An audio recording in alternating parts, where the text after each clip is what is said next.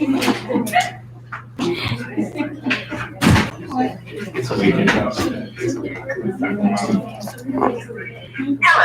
please enter your six-digit conference code.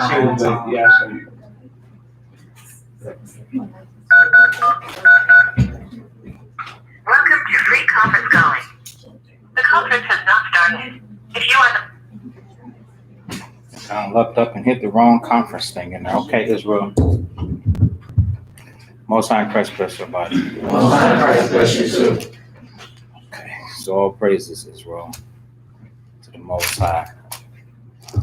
The name of today's lesson is He That Endureth Unto the End. So we're going to open up in Mark, the 13th chapter.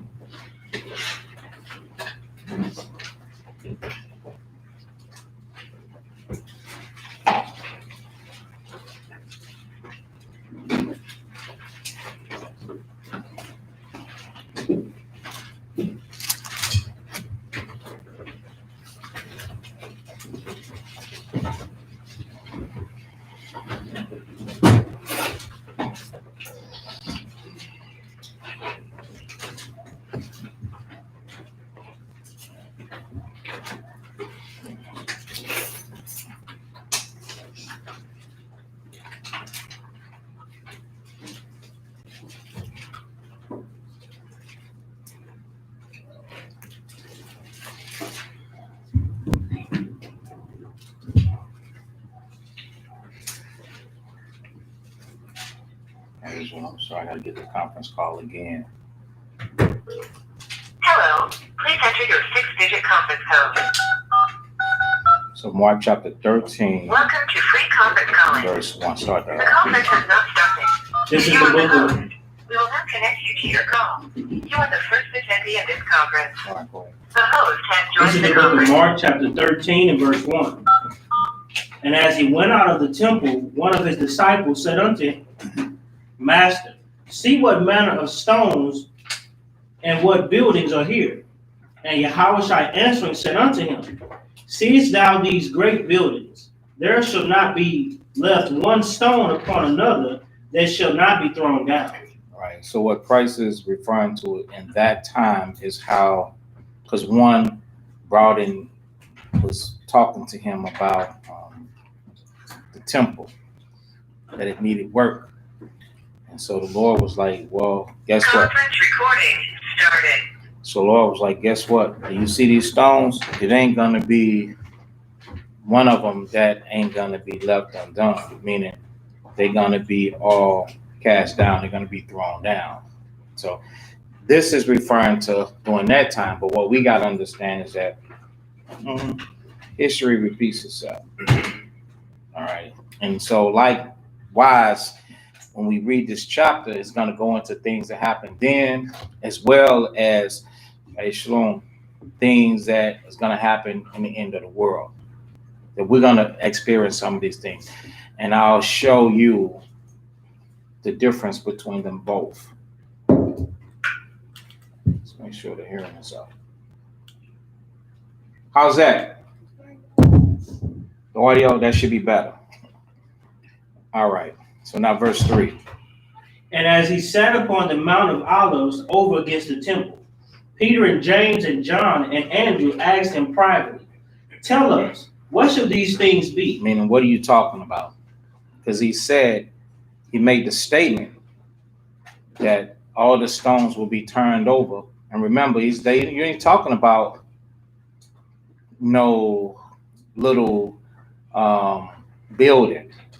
You're talking about a huge sanctuary, a big place that sat upon a nice amount of area that had a wall fortified around it and everything. So, and they knew that, he would,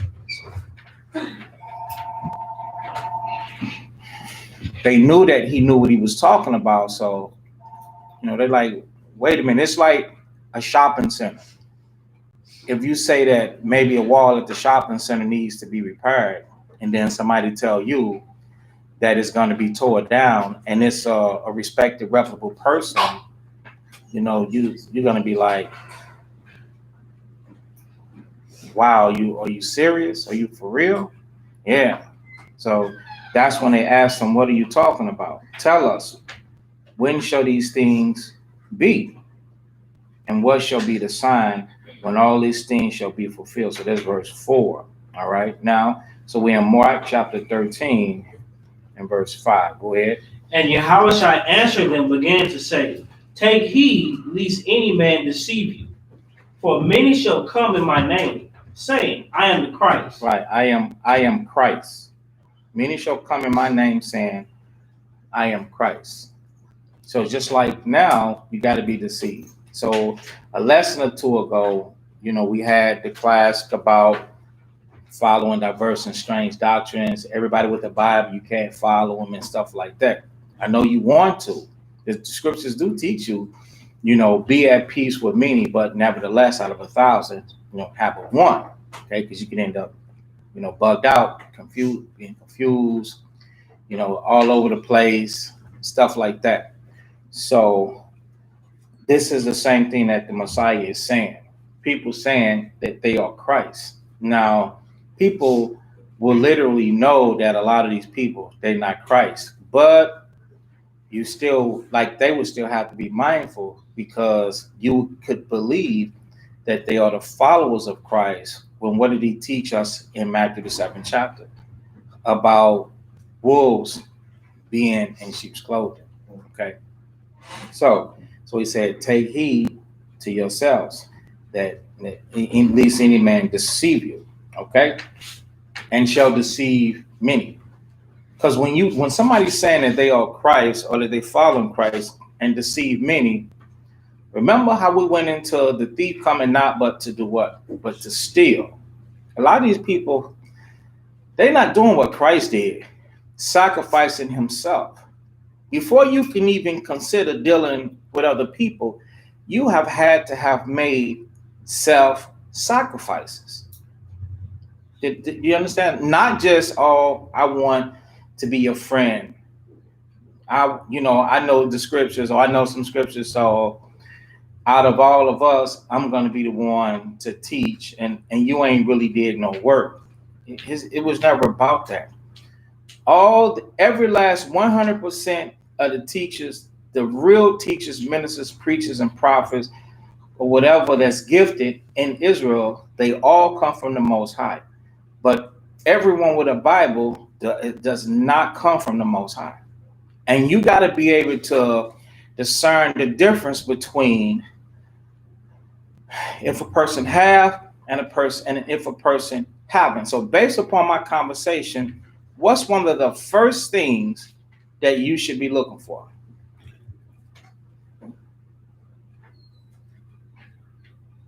Can't give you no more clues, and I ain't going to take 3 minutes, 4 minutes. If you're listening, you got the answer. Self-sacrifice. And what do I mean by that? Did you self-sacrifice?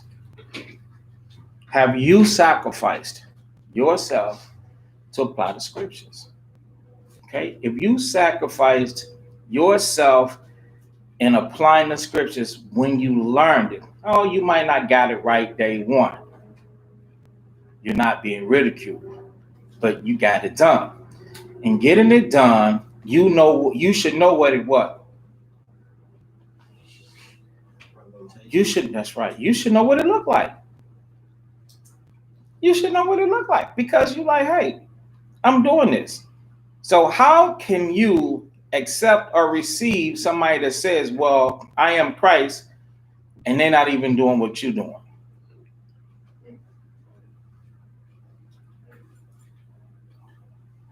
And a lot of times, remember about a supplemental income. People have supplemental income, supplemental knowledge, things that they would do to try and supplement the fact that they really not applying. That's when all the different books come in. No, I ain't dealing with the books. I'm dealing with the laws, the statutes, and the commandments. I'm dealing with my house. That's what I'm dealing with. Because that takes within itself a lifetime to get together. You got to spend the rest of your life sacrificing yourself, improving. What's one of the best ways to know the problems that you have? Uzziah.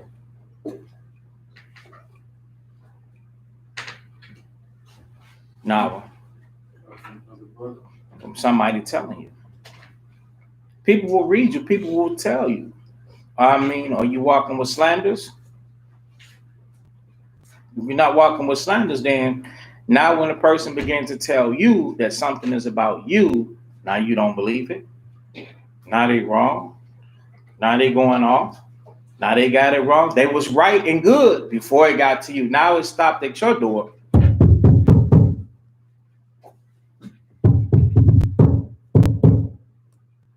Hey, James, what's up? I got to tell you something about yourself. Or, Lisa, what's up? I got to tell you something about yourself. This is what I'm saying. This is not right. This, that, and the third. Now all of a sudden they wrong.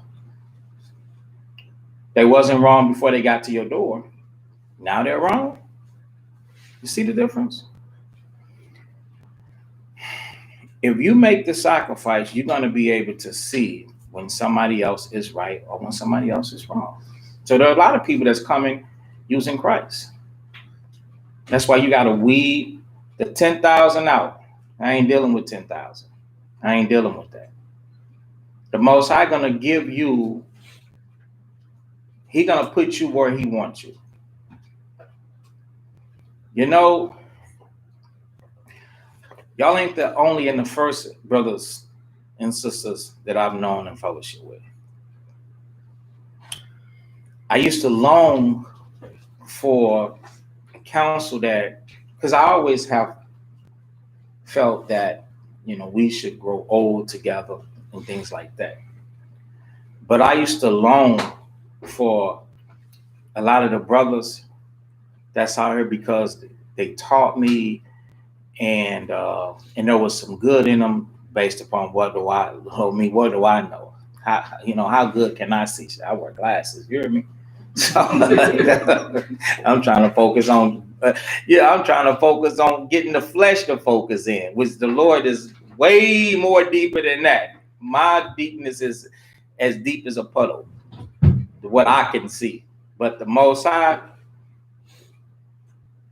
the Most High goes deep.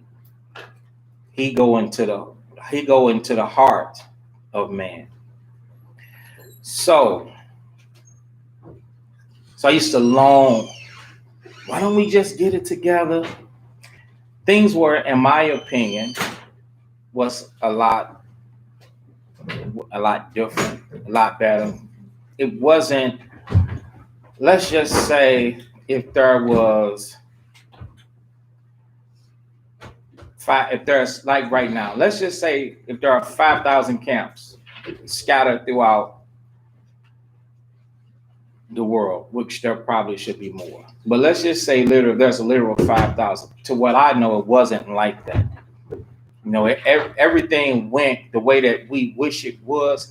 Everything went to a board of council. And then the council was like, okay, this is, and we would all argue amongst ourselves, but this is what the scriptures say. And I was the type of person is like I am now. I've not changed. I've seen a lot of people change, but I've not changed. I'm like, but the voice that I have is a stronger voice, a more mature voice. It was a younger voice at the time. It was like, well, it says it right here. Why don't we just do this? Like I had to tell y'all one day I was out in Cali with some elders and one of them was trying to drink and come to the Sabbath service. And I was like, no, you can't do that. It says it right here. So I was always been that type of person. It says it right here. So that's what I mean by, we would fight and say, well, this, that, and the third, and then bring it out to the church and bring it out to the other bodies. And then it would water down to other, and that was good. That meant that Israel as a nation was being unified and things like that. So I used to always want that back. And then I wanted it so bad to where it started hurting. And when it started hurting, then the Most High started showing me in dreams. He started hurting me in dreams because he was really showing me the men. I would actually dream about them, and he was showing me where they was and what they was doing. And then I understood. And I'll give you an example of it. Let's go to the book of Ezekiel.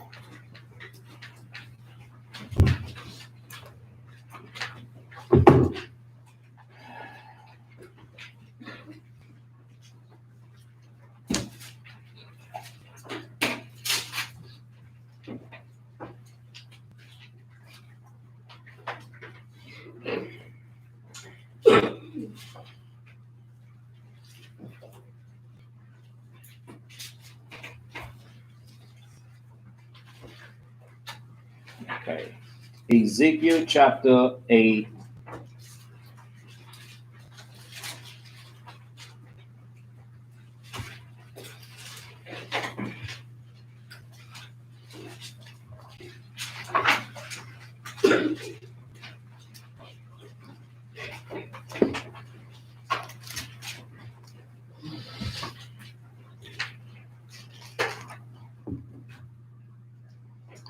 And 12. Read that. This is Ezekiel 8 and 12. Then said he unto me, Son of man, hast thou seen what the ancients of the house of Israel do in the dark? Right, because I didn't know what they were doing. But all I wanted was, I wanted to get back together. Get back together. Get back together. You know, let's build. Let's get back together. So even the most I had to bring it to Ezekiel and say, have you seen what the ancients of the house of Israel do in the dark? Go ahead. Every man in the chambers of his imagery. For they say, the Lord seeth us not. The Lord hath forsaken the earth. All right. So the Most High was telling me that brothers was doing things and not really believing that the Most High was seeing the stuff that they were doing. Go ahead. He said also unto me, Turn thee yet again, and thou shalt see greater abominations that they do. Right. So the Lord said, look even closer. Look even closer. And so the same with Ezekiel, when I looked even closer in detail, I was able to see the abominations that these men were doing. And I no longer longed to be with them. Okay. So let's go back.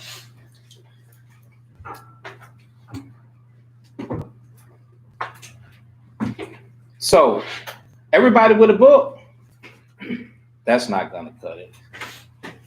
And to be honest, do anybody in here by a show of hands, you ever wonder why you see so many bitter Israelites people? You be wondering why they be bitter.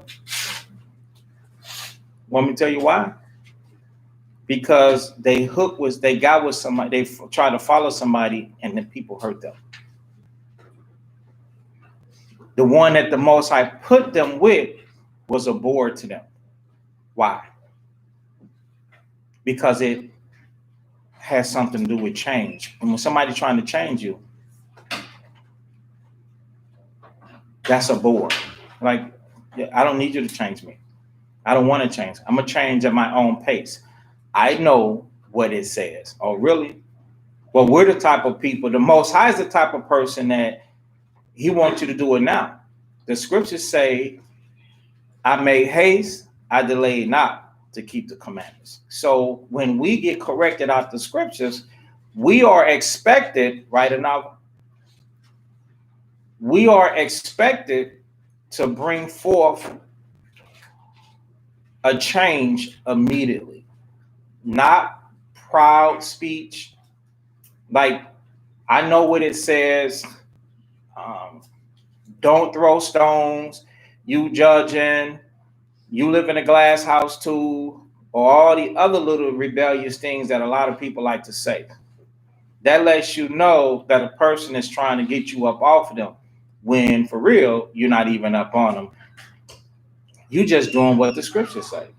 And that scripture is telling you to, thou shalt in any wise rebuke thy neighbor and not see him in sin.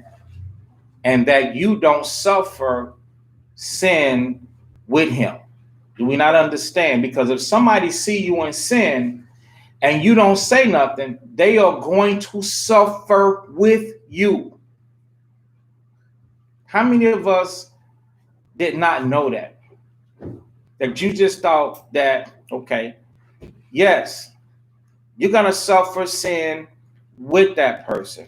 Go back to the book of Ezekiel.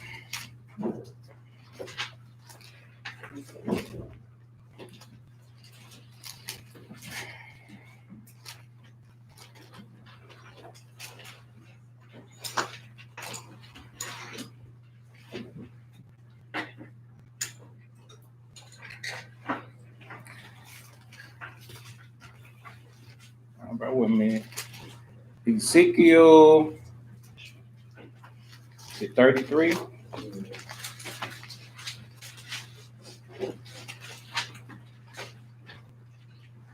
The book of Ezekiel, chapter 33. And start at verse 2. This is Ezekiel chapter 33 and 2. Son of man, speak to the children of thy people, and say unto them, when I bring the sword upon a land, if the people of the land take a man of their coast and set him for their watchman. Right. So this looks like a broad statement, but we're going to narrow it down. If something as bad is going to happen to somebody because they are in sin, and now you know the watchman is a brother that's right there by you, or a sister that's right there by you, a loved one, a parent, or whatever. Go ahead. If when he seeth the sword come upon the land, Right, you know something's going to happen to that person. Go ahead. he blow the trumpet. Right, he have to blow the trumpet. Remember Isaiah 58, show my people their transgression. Go ahead. And warn the people. Right, and warn you. Say, hey, in this natural content, is letting you know that guess what? If something is going to happen and you want to, blah, blah, blah, and I noticed the response time. Like I said, I'm watching this series. What's the name of this thing?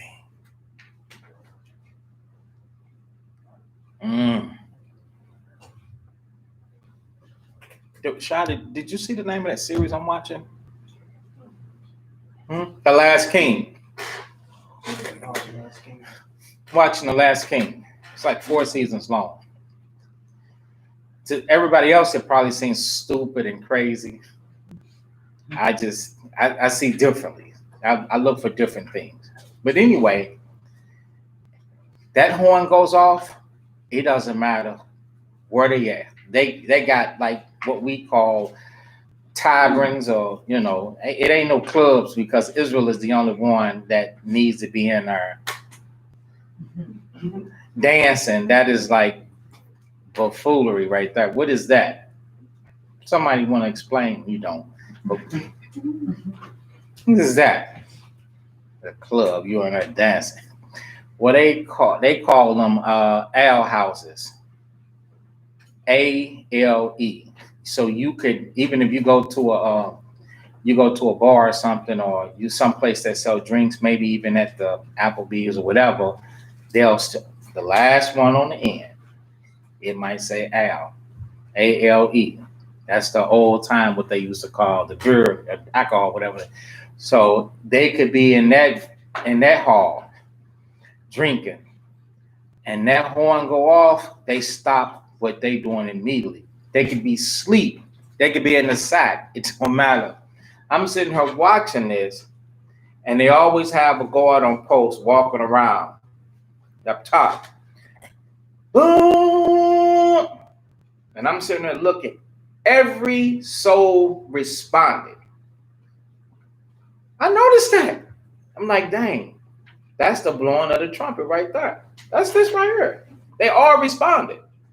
Now, just imagine if you blow that thing and you keep drinking and you keep sleeping, you keep doing it, whatever it is that you're doing, you know what's going to happen? You're going to lose your life. Because whenever they blew it, it doesn't matter. If people was approaching the gate, they blew it. It could be 2 people on a horse, they blew it. Or sometimes they would be under siege, they blew it. But they blew it regardless. So that's how you have got to take the warning, because if you didn't, guess what? And then a lot of times in this movie, well, a lot of villages were just women, children, food sources, a few older men. They just got fat and comfortable. They just walking around, and a lot of these heathens, they would just ride through on horses with axes, long axes and swords, and slay the people. So the horn is to warn you that you're gonna get killed. You finna get killed. So you need to run. So that ain't something that you listen to. You let it happen, let the person blow it, and you keep on going.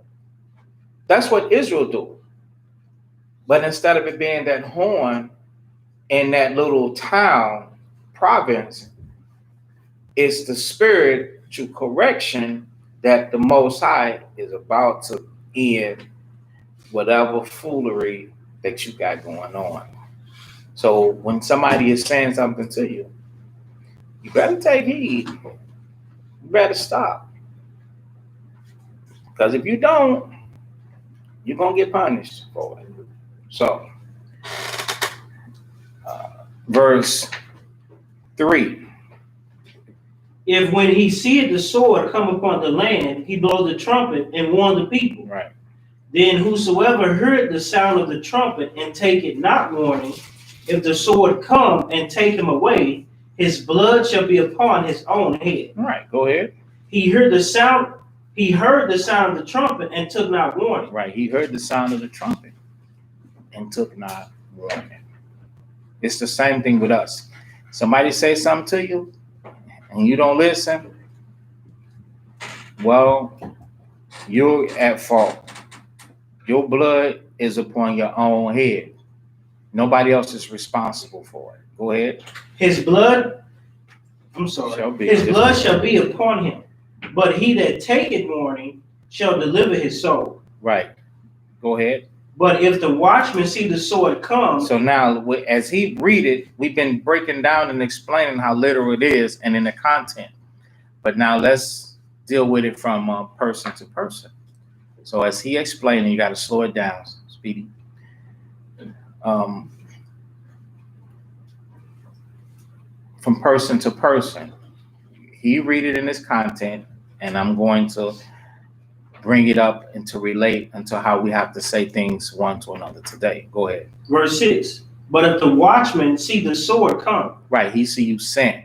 And he know that the Most High gonna get you for what you're doing. Go ahead. And blow not the trumpet. And don't say nothing to you. That's most of us, we like it like that. Don't say nothing to me. Let me hide in my sin in secrecy. Let me walk right past you and ignore it. And a lot of times you think that you jamming to the point, are you the smooth operator? Meaning your operation, don't nobody see it. Silly you. Go ahead.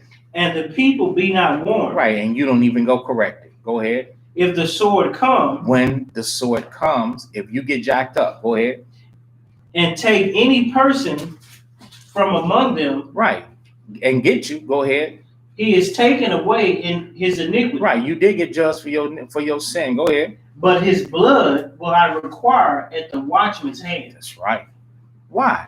Now, in its natural content, you just imagine those guards up there, and they're supposed to be watching. And people come through the villages. They ride through the villages. They swinging axes. They swinging swords. They slicing and they dicing and they running you over with horses and all kind of stuff. Horses sometimes stand 8 foot tall. Yeah. So 8, and then your body from your seat to the top, that's another 4 foot. So you 12 foot over somebody. It ain't nothing nobody can do with you. You can't defend yourself against somebody that's slinging an axe. They run past you, they hit you, your life is gone. And the watchmen, they're up there and they dozed off, and the people ran through and killed everybody. When they regroup, if those watchmen hid themselves covertly and they wasn't able to say nothing, they're going to be held responsible.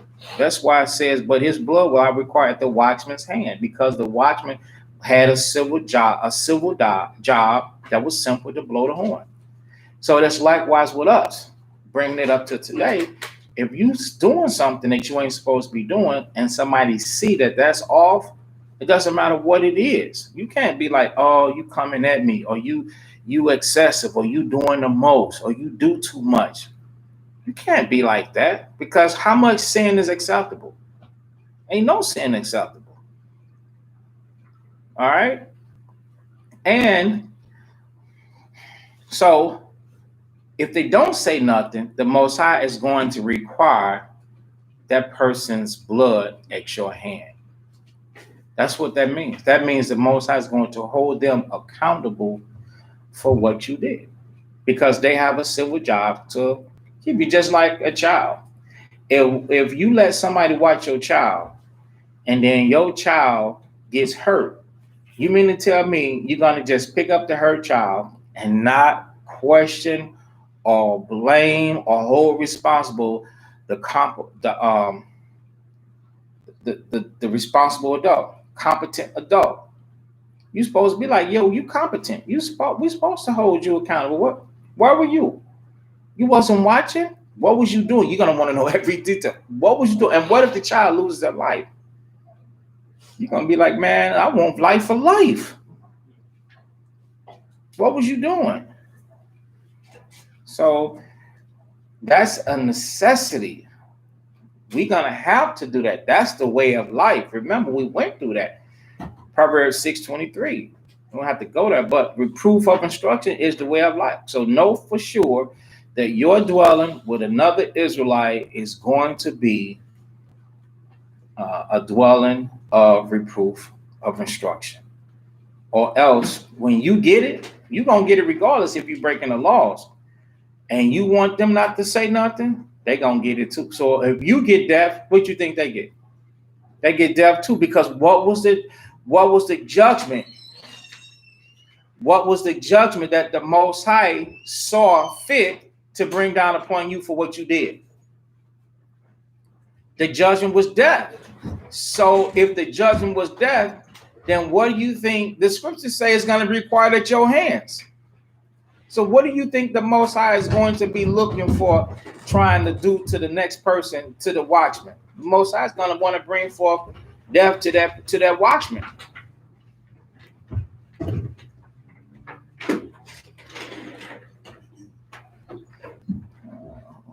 Anybody don't understand that?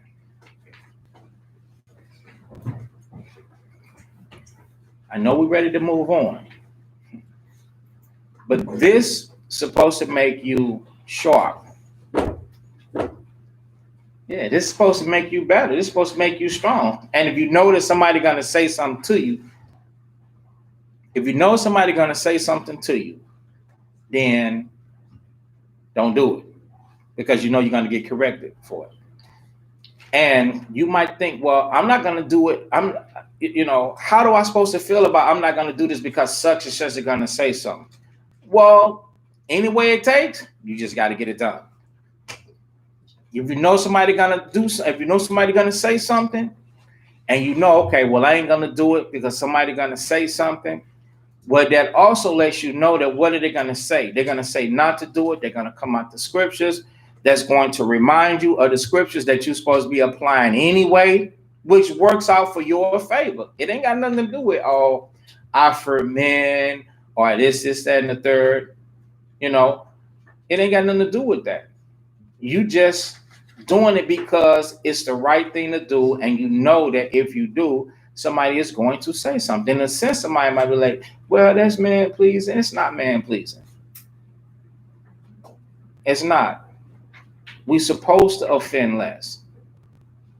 Our sin's supposed to diminish. All right? So everybody clear with that? Let's go back to Mark chapter 13.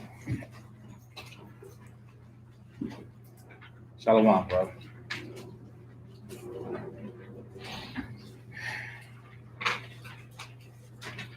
Mark chapter 13 and verse 7. This is Mark 13 and 7. And when ye shall hear of wars and rumors of wars, be ye not troubled, for such things must needs be, but the end shall not be yet. Right. So we hearing this? Yeah. And we ain't wars and rumors of wars, they come and go. There's gonna come a time when the rumor of war is going to resurface. A lot of times, check this out. A lot of us, we've been in imminent threat, and we could have been destroyed and really didn't even know it. Yeah. They went to war in Afghanistan. You think that was a small war? Shit, no, there wasn't no small war. That was a world war to them. You was nice and comfy. Swimsuits on and convertible tops and smoking weed and going to the club and you was sitting in the movie theater when they sending thousands of troops over to Iraq. To them, that was a world war. They dictatorship, the government changed, their leader got knocked, everything. They took the spoils. They took millions of dollars worth of gold from that man. That was a big thing. And we were like this. Sleep. Didn't even know, you knew what was going on, but didn't even know the gravity of it. It's going to happen here. It's going to happen too. It has to happen. It has to happen for the sole purpose of the Israelites having next. Let's go to the book of Ezra.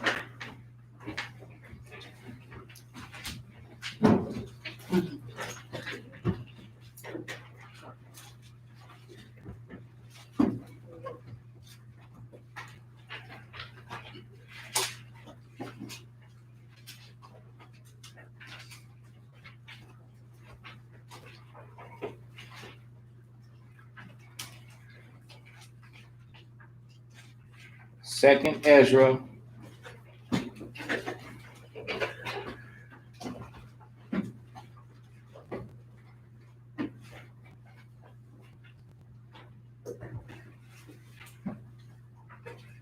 Esau is the end of the world. 6.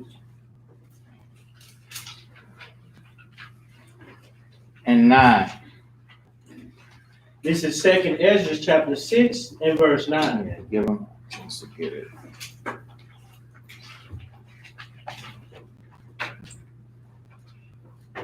For Esau is the end of the world. Esau is the end of the world. Okay, so when the world ends, Esau's world is going to be, he's the last kingdom to reign. He's the end of this world. And we are in this Edomite kingdom now. So a lot of people are saying, not a lot, but some people are saying the so-called white man is not the Edomites. Well, then, if it's not, show me the next captivity. And then show me this captivity in scripture. So they're just saying words. They're just saying words. Okay?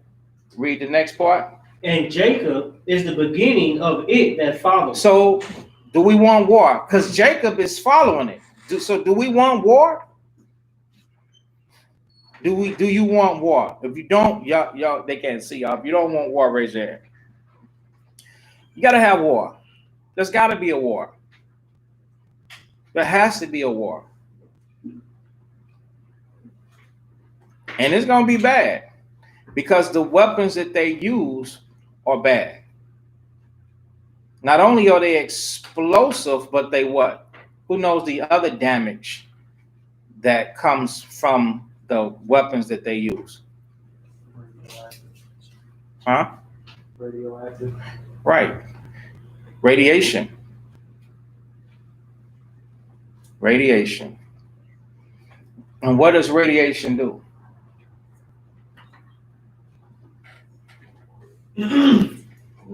Destroy cells. Radiation burns. Radiation burns. Yeah. It's going to be hot as an oven. Burn, boils your skin off. It's a lot of people going to be destroyed. And then there are a lot of people that the Most High is going to shield and cover from that radiation. That's why we want to be worthy of that deliverance by faith in Christ, because we're making the number one thing that you got to do is what? What I say the number one thing was, Nabi, Obadiah, Yariel, self-sacrifice. You need to be working on that now. If it happens in your time, you can survive. But if you try to save your life, you're going to lose it. You might even lose it to the radiation. In the movie 100, it's another series. I keep bouncing back and forth. Both of them fire. Do you know that there are some people that are able to survive the radiation? They're walking around. And then there are people that's in a building that they were able to get sealed and they can't go outside because of the radiation that's out there. But then there are what they call streetwalkers, and then the ones that's in there, and they trying to get the blood from the streetwalkers so that they could go outside. It's crazy. So many things similar to what's happening, what go on in Scripture. Right. So Jacob is the beginning of it that follows. So that's what we have to look forward to. So when we go back to Mark chapter 13,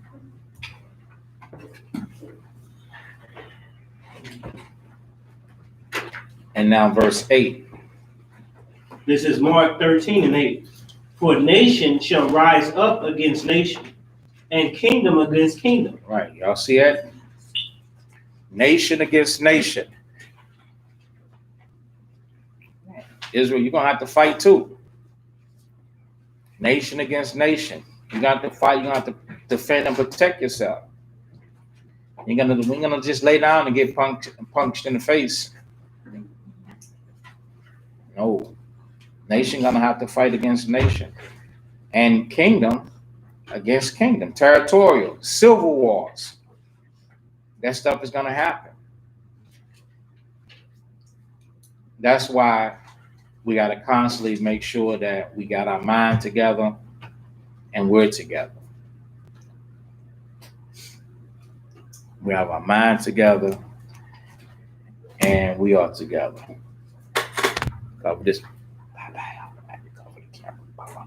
the camera. That's what I mean by we're together. Got to constantly keep moving towards getting yourself together. All right. Go ahead. And there should be earthquakes in diverse places. Right. You see a lot of that. Maybe some of you don't. Earthquakes, so natural disasters, where the scriptures, where the Most High said that he's going to visit us with earthquakes and with storms and stuff like that, tsunamis, that natural, they call it natural disasters and they be naming it. But in the scriptures, you ain't never heard Hurricane Andrew and Irma and some of these other things. You don't read about that. They always be like the Most High did this and the Most High did that. All right. So natural disaster. You ain't never heard of that. It ain't no Mother Nature. That's an idol, Mother Nature. It is the Most High. He is the one that created it. And he is the one that puts an end to it. All right. It says that. Find me that.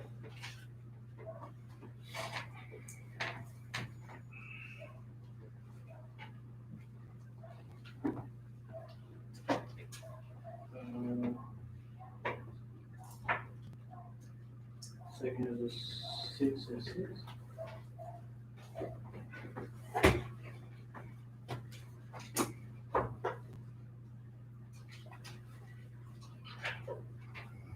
Yes. The book of 2nd Ezra, chapter 6.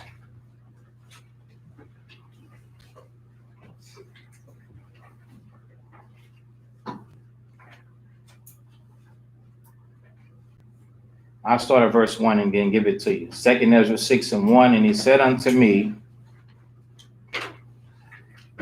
in the beginning, when the earth was made, before the borders of the world stood, or ever the winds blew, even before there was wind to be blew. But the Most High had to create the wind. Just imagine that, a world where there was no wind. The Most High is cold, man. He made and created everything. Before, Salakia, yes, before it thundered and lightened it, or ever the foundations of paradise were laid. Before the first flowers were seen, or ever a movable power, the movable powers were established. Those are the people there. Before the innumerable multitude of angels were gathered together, or ever the heights of the air were lifted up. Before, so that the heights of the earth, that's the firmament that the most, because everything was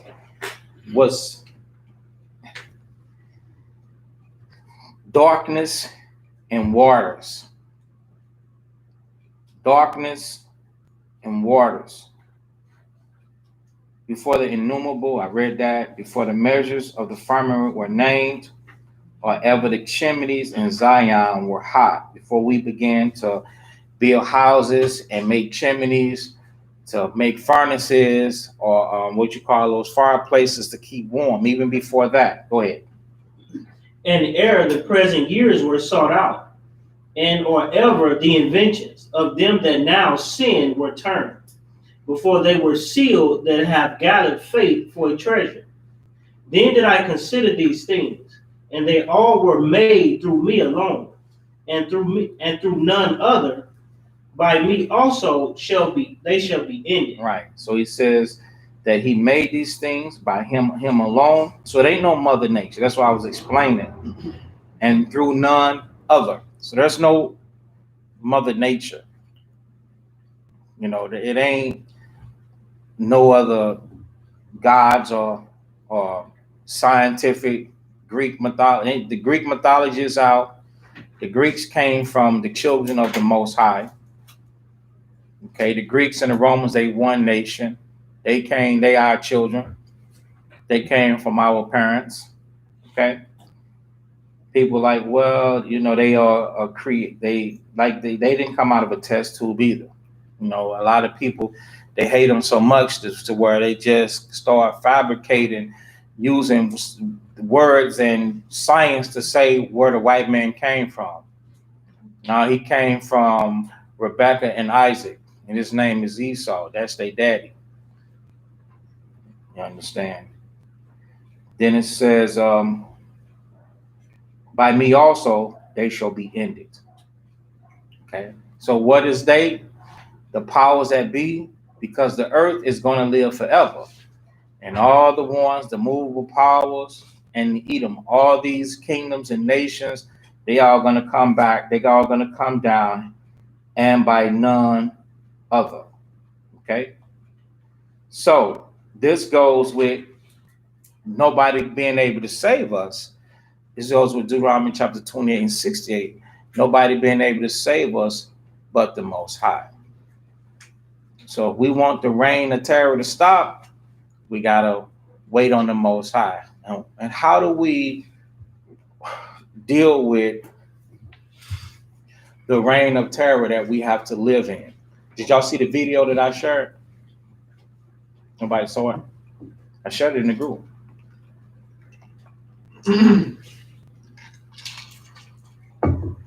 About a man going out for a job, and he got gunned down by some white boys.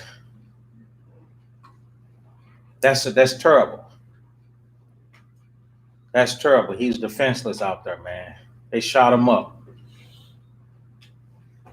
That's what I mean by the reign of terror. So, waiting for that to end, how do we cope with that reign of terror? How do we deal with all the stuff that's happening? I'm going to tell you how. You got to remember. You got to accept your calling. You got to accept that you are the welfare of the world. Let's get that. Then we're going to go back to our lesson.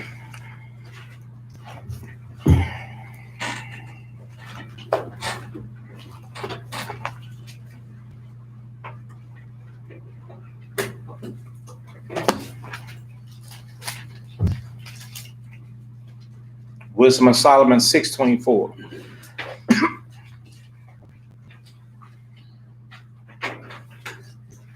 When you accept this, it helps you do your job.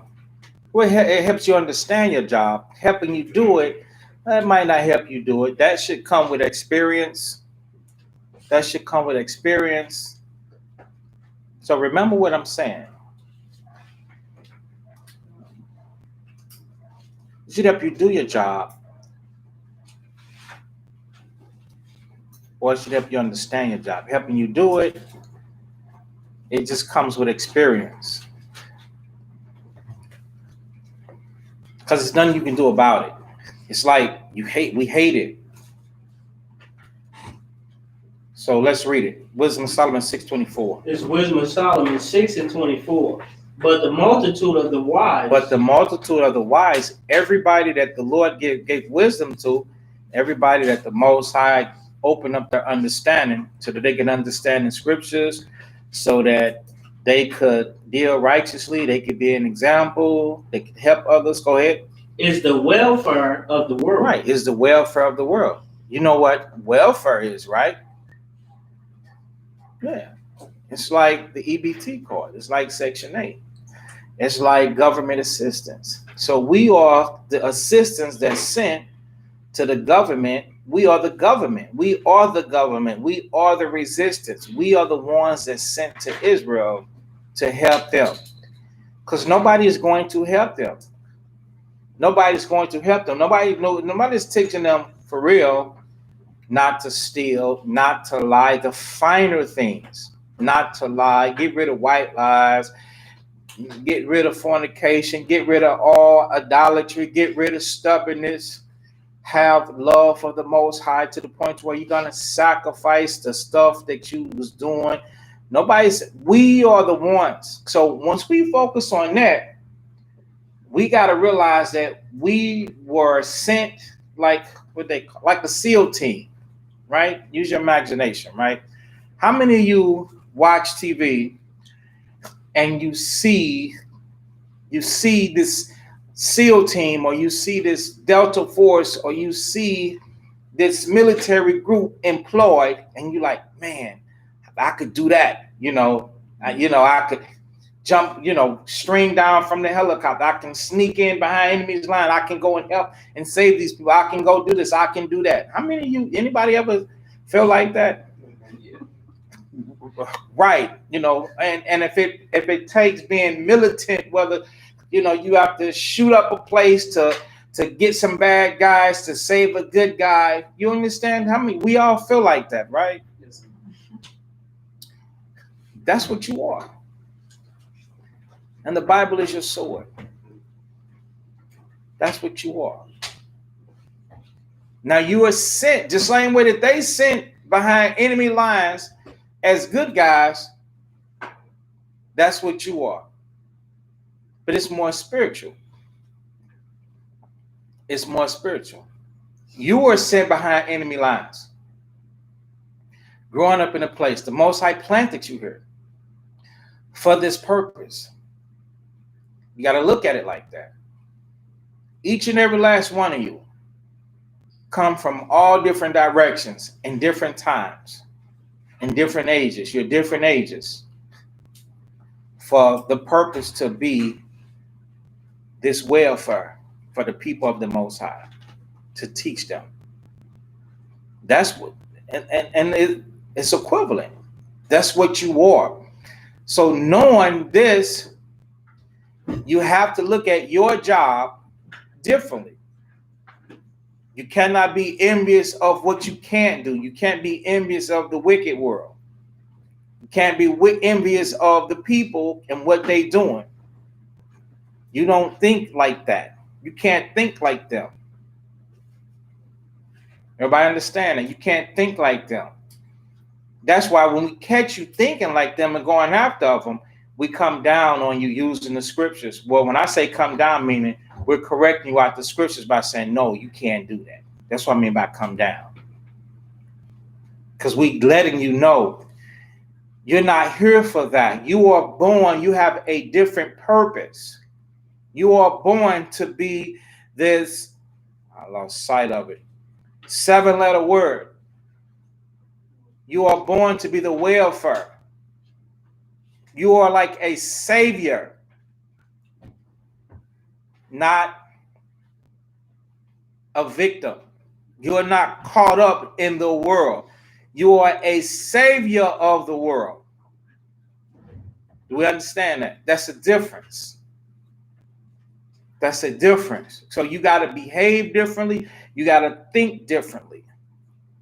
You got to respond differently. You got to understand differently. Your understanding has got to be a higher level. But you can only understand the things that you sacrifice even before you get to this world that you're trying to save and deliver. Because if you're not sacrificing at home, when you get to the world, you'll be curious about it. Well, what y'all doing over there? Can I do? No, that's not what we do. We're not sent for this. That's just like, remember our Black Ops mission. Pay attention. Remember our Black Ops mission. We sneak in and then find pleasure with the captives that got our people in captivity. And we're sent to get our people. Look how that sounds. That looks crazy. That sounds crazy, don't it? You sent on a Black Ops mission. You going in to get your people. You get in there and catch the vapors. You set the rifle down. You take the kid off. You drop the helmet. You change clothes. It's like, where's that team I sent in? The people are looking for help. You ain't changed.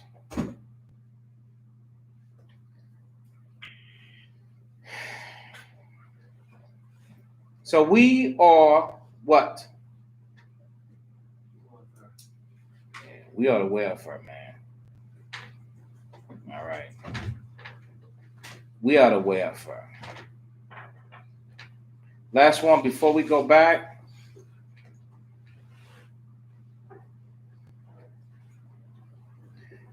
Go back to Ezekiel chapter 3.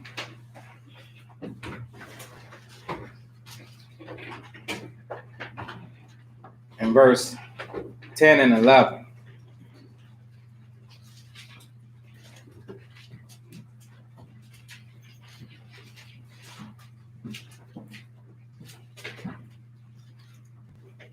This is the book of Ezekiel, chapter 3 and verse 10.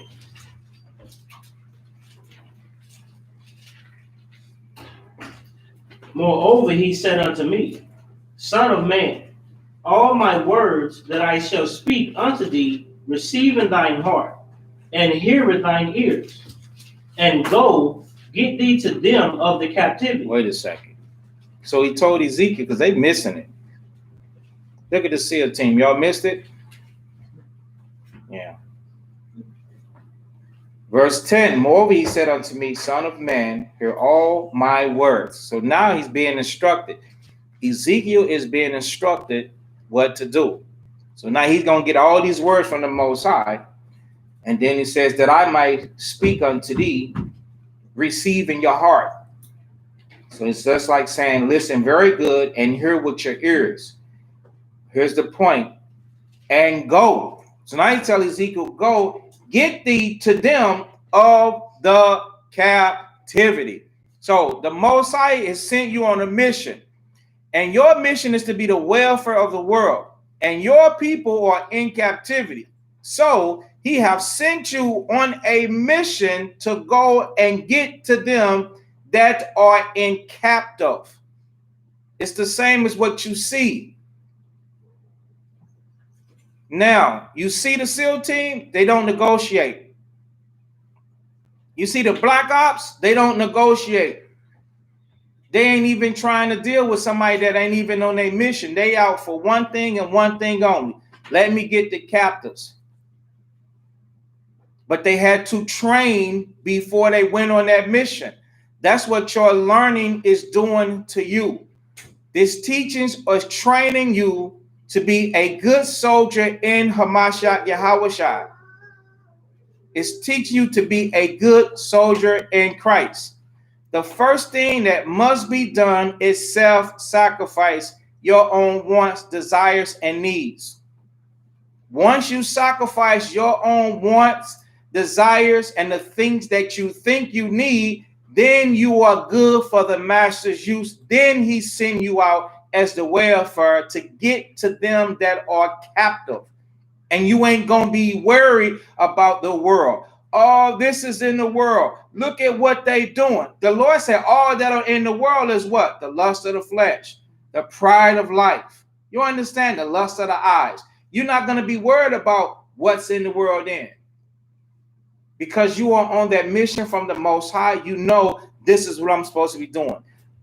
With the sacrifice and knowing the mission, it helps you understand and get through to the pertaining to the stuff, the video that y'all saw, a man get gunned down. So we want to bring to awareness our people, hey, serve the Most High so that you can stop dying grievous deaths.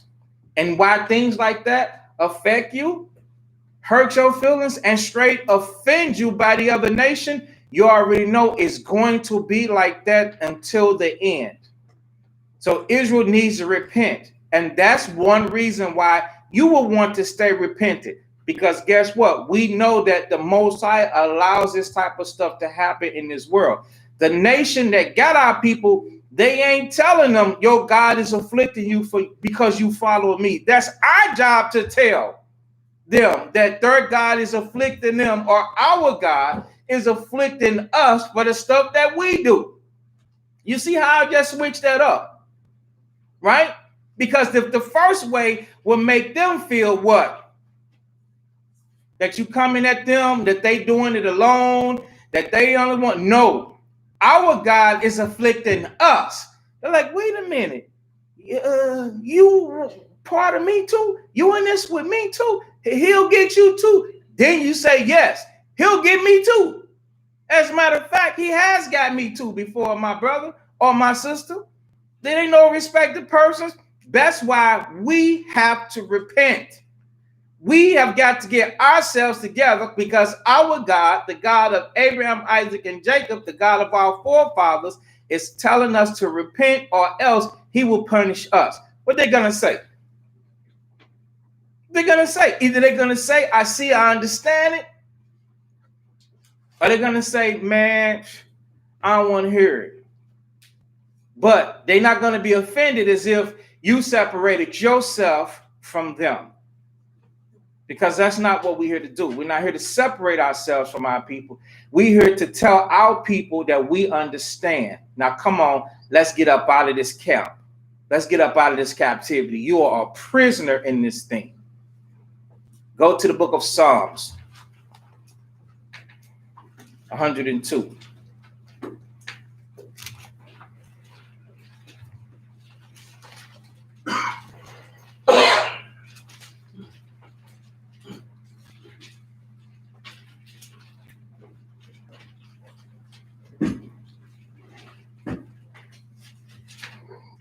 The book of Psalms, chapter 102 and verse 19. This is Psalms chapter 102 and verse 19. For he hath looked down from the height of his sanctuary. So if he's looking down from the height of his sanctuary,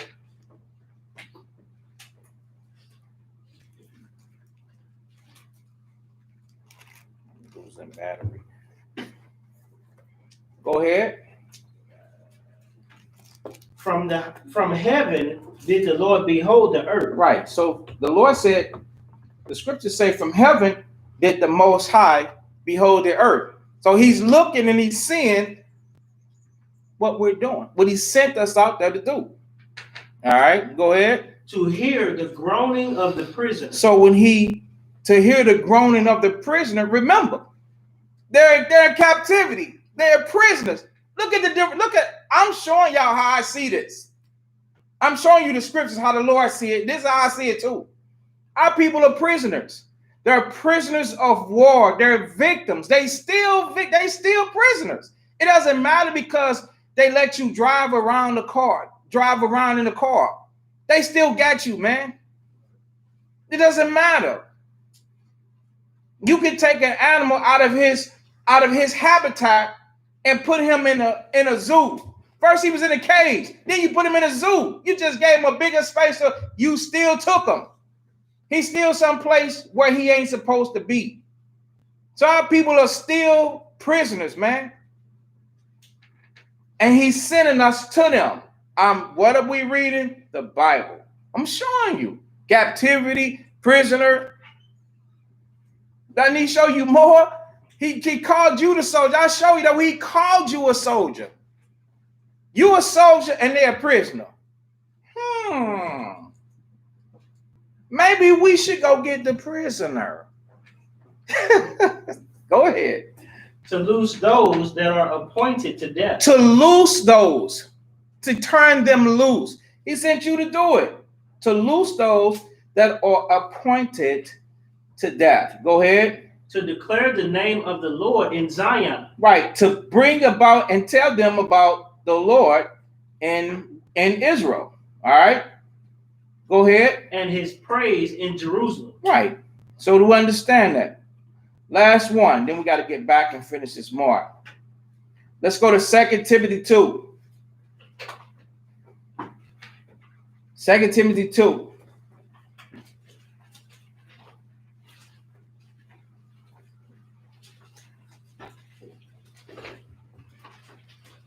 Get to the point, verse 3. 2 Timothy chapter 2 and verse 3.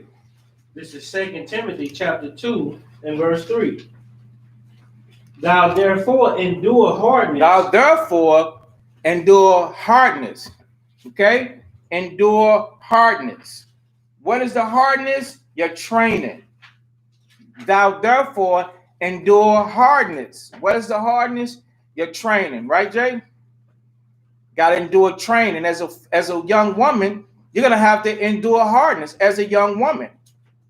You got to go through training. A single black young woman growing up in the midst of hell and captivity, endure hardness. The Most High is going to train you through the Spirit on how to walk the walk. Same thing. Right, Nabi? A single black man growing up in this situation as a soldier is certain things that you have to condition yourself to be. To be. And each and every last one of you. Read it again. This is 2 Timothy chapter 2 and 3. Thou therefore endure hardness as a good soldier of Yahushua. Wait a second. Captivity, prisoner, soldier. All these coming up the scriptures. You have to endure the hardness, the stuff that you learning as a good soldier in Christ. All right? Yeah. Read the next part. No man that warreth entangleth himself. They're the word warriors. No man that goes to war entangleth himself. All right? What are you getting entangled with? What are you not supposed to get entangled with? You're not supposed to get entangled with the things that the prisoner is entangled in. No man that won't entangle it. So it should be a difference between you and the people that you're trying to help. Shouldn't it be a difference? Yes. But to them, I can relate to you. I understand you. I'm with you. I'm hearing you, but I'm also here to help you. Cut that, break that. I know the way. Let's go this way. How do you know how to do that? Because I've done it. I've been there. I've done that. Trust. Let's go. This is what God said. When you tell them what your Lord said, they gonna follow you. And plus, you doing it. But you're not supposed to get entangled. You're not supposed to be like them. All right.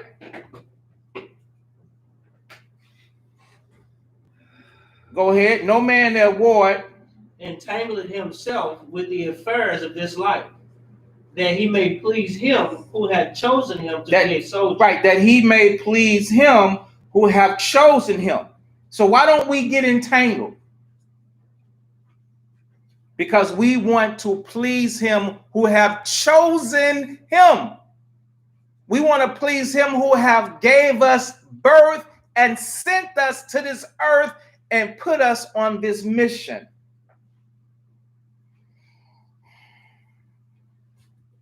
Let's go back.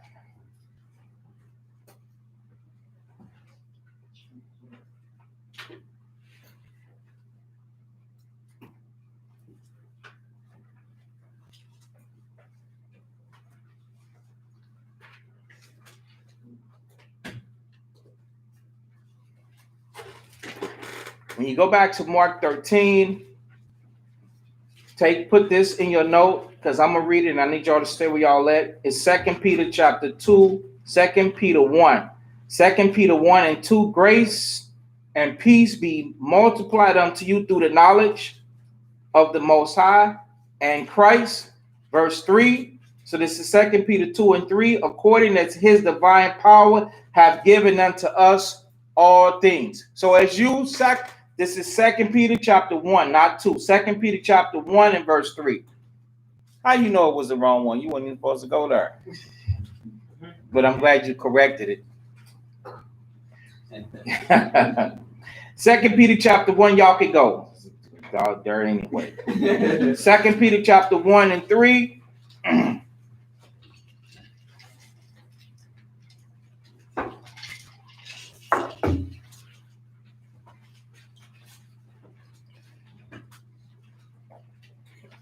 Now, according as his divine power have given unto us, so as you sacrificing yourself and growing in this truth, the Most High going to give you power. Power is exchangeable for spirit. He's going to give you more spirit. That's why you are going to be able to do things that you was not able to do before. Things that once deceived you and had strongholds on you, you like, I wouldn't do that. I'm not doing that. That's crazy. Why would I do that? Because you now see judgments of the Most High. Those are the things that you have to explain to other people. All right. Now, he's giving you divine power. Unto us, all things that pertain unto life and godliness. You know how to live now.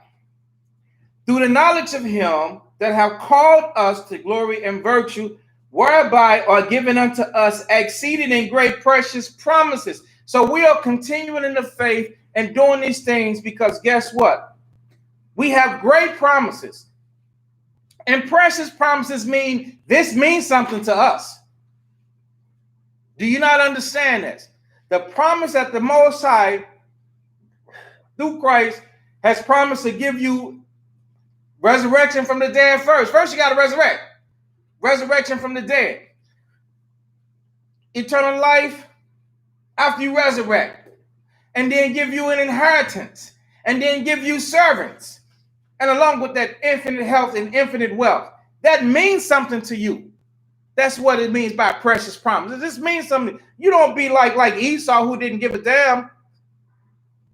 He didn't care. The promises that the Most High gave to you, they're supposed to mean something. Precious promises. This is I'm gonna treat this precious, just like a woman, a baby. You ever seen a woman hold her baby? Her little bitty baby, this is precious. You're like, oh, I love this baby. That's what the promises of the Lord that he has promised to you, it means something to you. So don't live like it doesn't mean nothing to you by I'm gonna do anything in the world. No, because if you do, you don't get the promises. That's why we must put this work in. And what is this work? We must help our people. We were born for this. That you got to get that through your head. It doesn't matter what you was doing from the day that you were born until the day that you was called. That's yesterday and yesteryears. That's gone. With the experience that you got, I got that experience. I understand that it was wrong. Now I got the scriptures and the word of God that showed me that it was wrong. And I understand why some people lose their life. Some people lose their health. Some people lose it all dealing with that. But I was called for a purpose and I was granted mercy. We can't do that. That's not what people are supposed to do. So, my Bible keeps closing on me. Verse 6, that by these ye might be partakers of the divine nature. That means that stuff leads you to the resurrection. That's the divine nature. Having escaped the corruption that is in the world through lust. Now, read that part again. Having escaped the corruption that is in Israel through lust. So we understand. Who don't understand? What am I describing? The ultimate warrior and the mind state that you're supposed to have and why you're supposed to have it and what you're supposed to do with that mindset.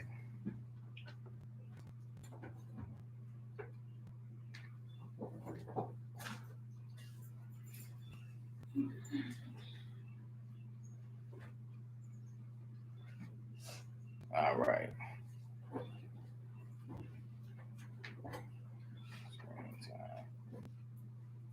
Okay, to keep this thing from going off, where am I going? Display, brightness, automatic.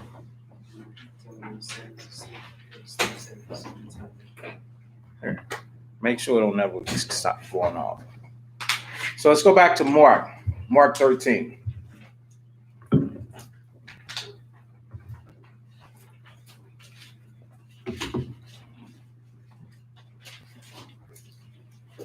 Mark 13.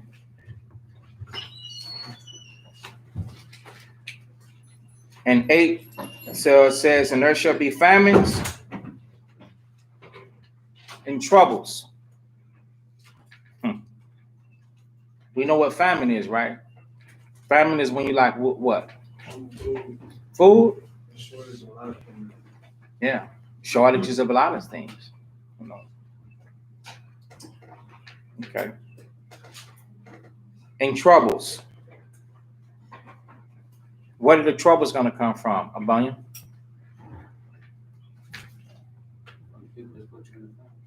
Huh? The troubles that come from the people that put you in the family. Like I see. Okay. Well, they already put you in a famine. They already ain't brought some trouble to you by the famine itself. Do you not know that these people are euthanizing animals that ain't nothing wrong with them? They doing this intentionally. They shit is hitting the fan, man. Right now as we speak. You know what the euthanize is? That means put to death. They go on to whole forms. So while people are spending their $1,200 stimulus check, and $1,200 ain't a lot of money. So, you know,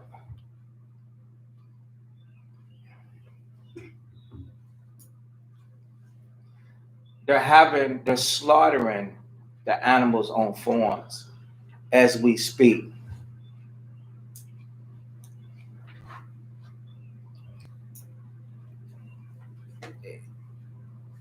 It's gonna dry up. What you gonna do when ain't no meat? What if it doesn't turn around? Why? And if they intended, listen to this. Did y'all see the other video that I showed you about the whistleblower? Yeah, I've seen that. I tagged you in it. Tagged some of you in it. About the whistleblower. And I was saying that this is like the type of person that was helping us during plantation slavery. he's blowing on the whistleblowers. He's talking about DC, Donald Trump. I'm just gonna say DC, but they get me, or I see some people in black suits outside my house. So when I say DC, y'all know what I'm talking about. Donald Trump. Trump. But yeah, he was talking about him and talking about Bill Gates and how what is Gates doing in the medical field. He don't even have a doctor's license. They killed Dr. Sabi, who was healing people from diseases. They killed him, but then let Bill, they let him live, and he's trying to use people as guinea pigs. So the guy was saying that they don't intend on opening up the states fully. And Bill Gates is saying that the only way that they will open it back up is after everybody has been vaccinated. Something's wrong with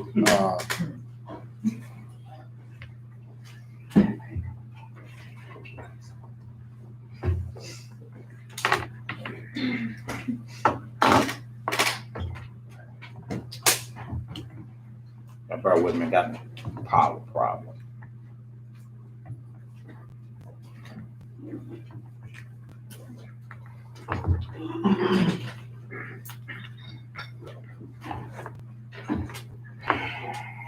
So that only after being vaccinated, there was talk about that's when they will open it back up.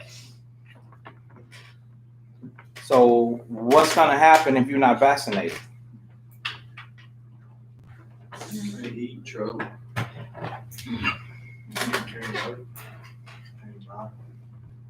Right. It's gonna be all bad. So I was saying that they were destroying the animals. Like she showed a video where man was talking about they had him kill all his animals, the cattle. Then I shared a video before to where they was destroying all the chickens. Then somebody else sent me another video to where they dug a whole ditch, like maybe the depth of a foundation.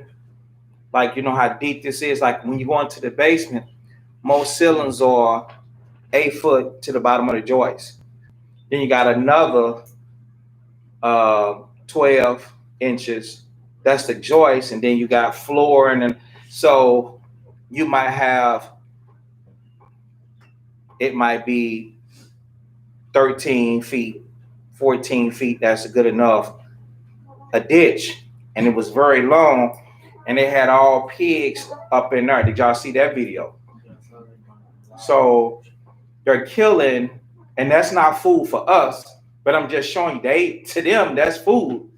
But they killing animals. And they taking food off the plates of people, not elite. You know, they're gonna eat. They got private stock. You know, they storing up. They ain't messing around. And that's why I've said to us before that we have to use the time that you got. I said, if it loosens up a little bit, that's your window. Or are you taking advantage of the window, or are you not making any changes? You're just still doing the same old things that you was doing before. The people don't care. They serious about it. They being ran by Satan. It's nothing that they could do. It's rope. It's gonna be famines. You're reading about it. You seeing it. Why would you kill the food source? Today I called. I was looking for bison steaks. Bison, in my opinion, is the best. That's the best meat that you can eat. That's top. The buffalo. He ugly and got a head the size of this wall behind me.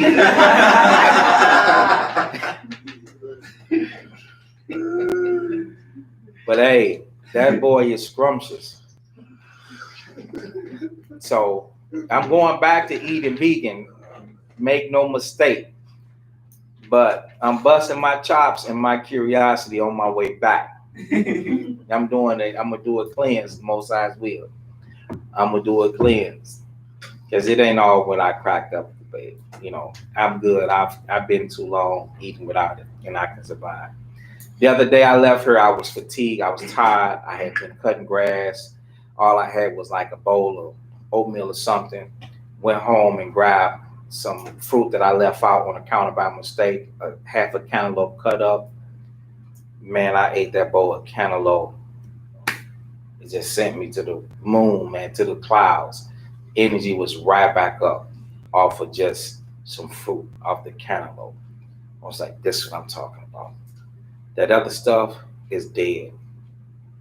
It's trash to me, for real. I've just been curious so long about it. I can't keep dumping that in my belly. I ain't knocking it though. I ain't knocking it. I just cannot survive off of that because I've experienced other stuff, the life of a different way of eating, and it's a quality, it's lighter. It's like the only reason why you really want to eat is because you get hungry and you get tired. But if you had fuel, just like you ever seen somebody all they do is drink coffee? They seldom eat. They just drink coffee. That's because the caffeine that's inside of the coffee fuels them, so they don't be thinking about food. Well, eating clean does that. It'll fuel you, and you won't be heavy. So, but anyway, they killing the food, man. They killing the food. So we're gonna run into famine, whether it's sooner or later. You're gonna run into it. But I was saying I made a call today because before I'm done with it, it's a couple of things that I wanted to experience. I'm gonna do the vegan. I'm gonna do the venison. I've had everything else.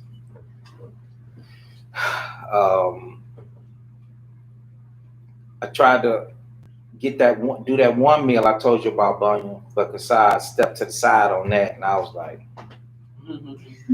no, you know how many years it's been since I had that? It's got to be right. So I still might remember the chicken, cream and chicken I told you to cook that day. Oh, that was Yarel. That thing's good, ain't it? It's a way that you got to do it. You got to bake the chicken with the cream of chicken soup, and smother the rice, smother it over the rice. So no other gravy. What's up? It's got to be the cream of chicken. Is bomb. Well, anyway, so that was on the list, and then the bison steak was on the list. So I called this place that I know had bison ribeye. They would sell it by the slab. It's supposed to be a so-called Jewish place, right? I called them. They didn't have it. I said, well, when you gonna get it? This was today. She said, well, I don't know the way things been going. And I know what she's talking about because they killing the animals and not letting the meat come into the stores. That's what's happening. They killing animals and not letting them come into the store. So I might not get it unless we go to Colorado and get a whole buffalo. Now I'm down for that. We better get up off our bumps and do something. For all of our sake, we better start doing something. Because you can't wait until it happens and then we'll be like, oh, let's go do something. Too late. Denied. Famine. When it hit, it's gonna hit hard. So y'all better learn how to can, store, and do all that. You gotta get your information down now. How do I grow this? What does it take? Better get that information down now, because your food is soon to come to an end. And you can't go to nobody's house looking hungry. They not having it. No, they not having it. It ain't gonna be a pack of noodles on themselves. So the stuff that you need, you need to start trying to set your eyes on it now. It's better to have and not need than to need and not have. I'll tell y'all something else once we get offline, something I looked else into. But, so we have Mark chapter 13 and 8, and there shall be famines and troubles. That was the troubles is talking about from one another, you know, from people in around your environment. That's the troubles right there. Because you already gonna feel remember it says nation against nation and kingdom against kingdom. You're already gonna feel that already. And then the famine, shit, you already gonna, the troubles is going into the troubles that's gonna come around from other people. Neighbors and this, that, and that. That's the troubles right there. Because they not going out trying to preserve nothing or get this or get that. They thieves. Yeah, they thieves. They spending their money on drugs. I'm telling y'all to get food and water. They like, I got a pound of weed. Nigga, what? A pound of weed? That's junk there. Throw that stuff out. You can't do nothing with that. Yeah, they gonna have drugs, man. All right, these are the beginning of sorrow. So that means the sorrows is gonna last for a time. Can't get shook when stuff happens. Oh, we in sin? Did we do something wrong? What the hell? What do you expect this to be? This is war. What do you expect it to be? Like, you are subject to the same rules of engagement as everybody else. Your edge has got to be, you've been applying, and the Most High is going to help and guide you to the next day, to the next day, to the next day. Mark 13 and 9. Go ahead. But take heed to yourselves, for they shall deliver you up to the councils, and in the synagogues ye shall be beaten, and ye shall be brought before rulers and kings for my sake, for a testimony against them. And the gospel must first be published among all nations. But when they shall lead you and deliver you up, take no thought beforehand what ye shall speak, neither do ye premeditate, but whatsoever shall be given you in that hour, that speak ye. For it's not ye that speak, but the Holy Ghost. Right. So that we can understand and we can move forward. Somebody, you could start preparing that communion.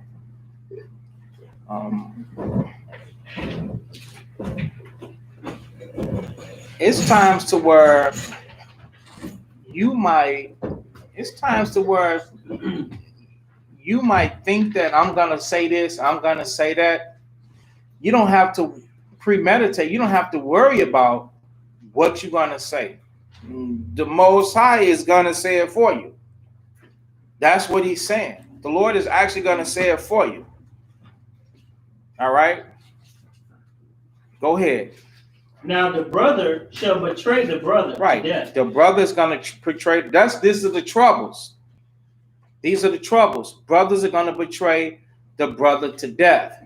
So the Judas syndrome. Okay? Go ahead. And the father, the son. Right. And the father, the son. What would make a father want to destroy his son? Because his son is rogue, or his son, there's no recovering to him, or he's deadly himself. Okay? Or he's deadly himself. Go ahead.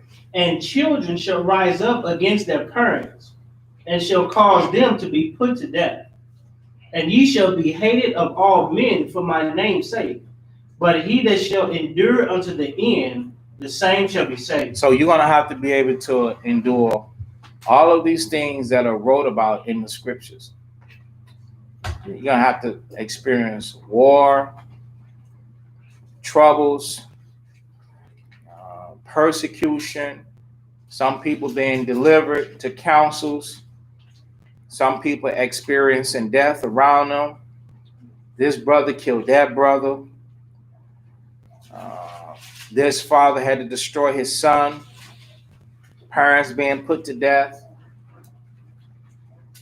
and being hated. A lot of times people don't associate that with following Christ. Right, King Allen? People don't associate that with following Christ. We all think that following Christ is supposed to be,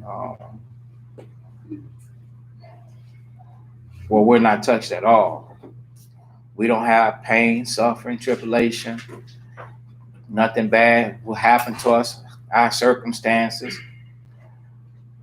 You know, how would you like to be captured and put into the lion's den at the zoo while you're on the truth? You will be straight thinking like the Most High grudging.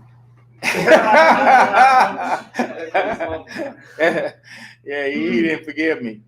You understand? Or somebody kidnap you and take you in the bottom of a mortuary to burn you in the morgue. So they're gonna put you on fire. You'd be like, oh, he's gone. He's definitely with me. I'm finna die. See, but these are all things that happen to people. Not saying that the Jacques and the Bendigo was in a mortuary, but you know, they was in a furnace that they was put into the furnace that fueled the castle. So it was something big enough to where they could walk and stand in. So bad things happen to good people. You know, it really do. And in the days we're gonna be tested. But that doesn't mean that, okay, well, the bad things is happening to you. Is it because you sinned? Or is it because, it's because that's the will of the Most High. And at the end of it, the Most High was glorified. He delivered those people up out of those things, which were able to be wrote about, and for us to have faith to hold on until the end.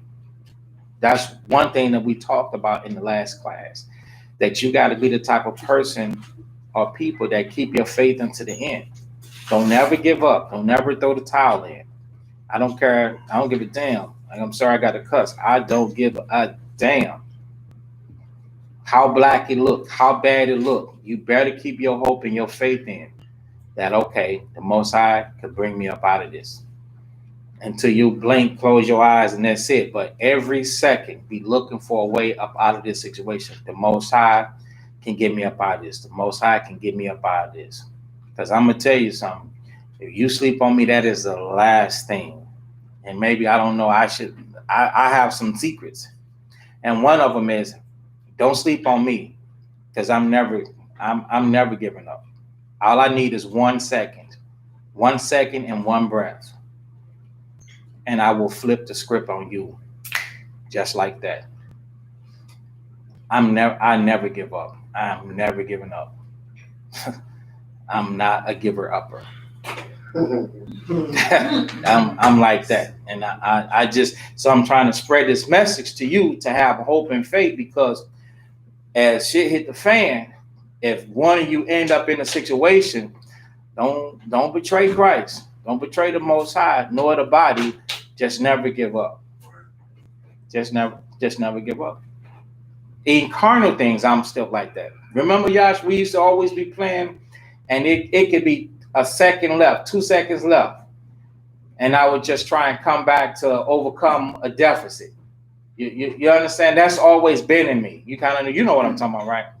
Right, because you used to lose. And you're like, wait a minute, did he just catch that ball? I wouldn't say nothing. I wouldn't be like, I'm coming back. I wouldn't say nothing. He'd just be gloating. He'll be gloating, and then next thing you know, man,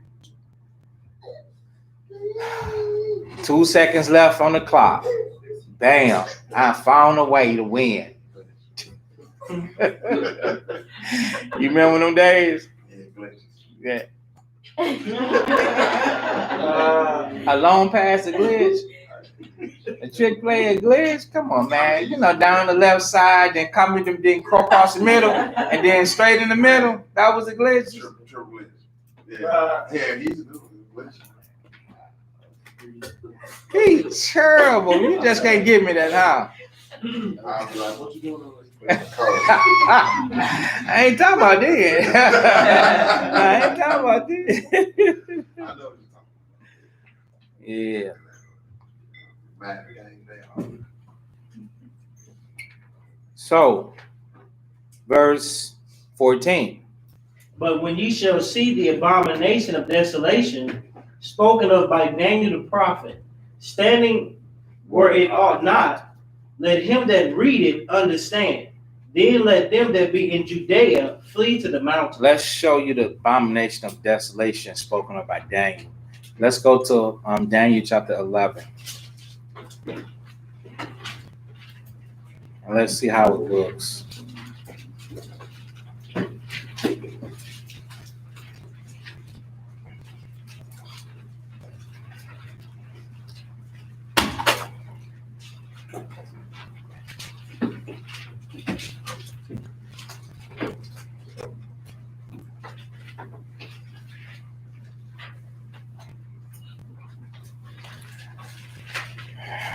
Let's see, Daniel 11.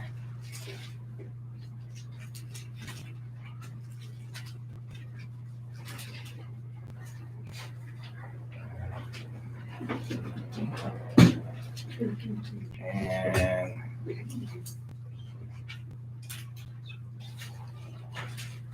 31. Start at verse 30.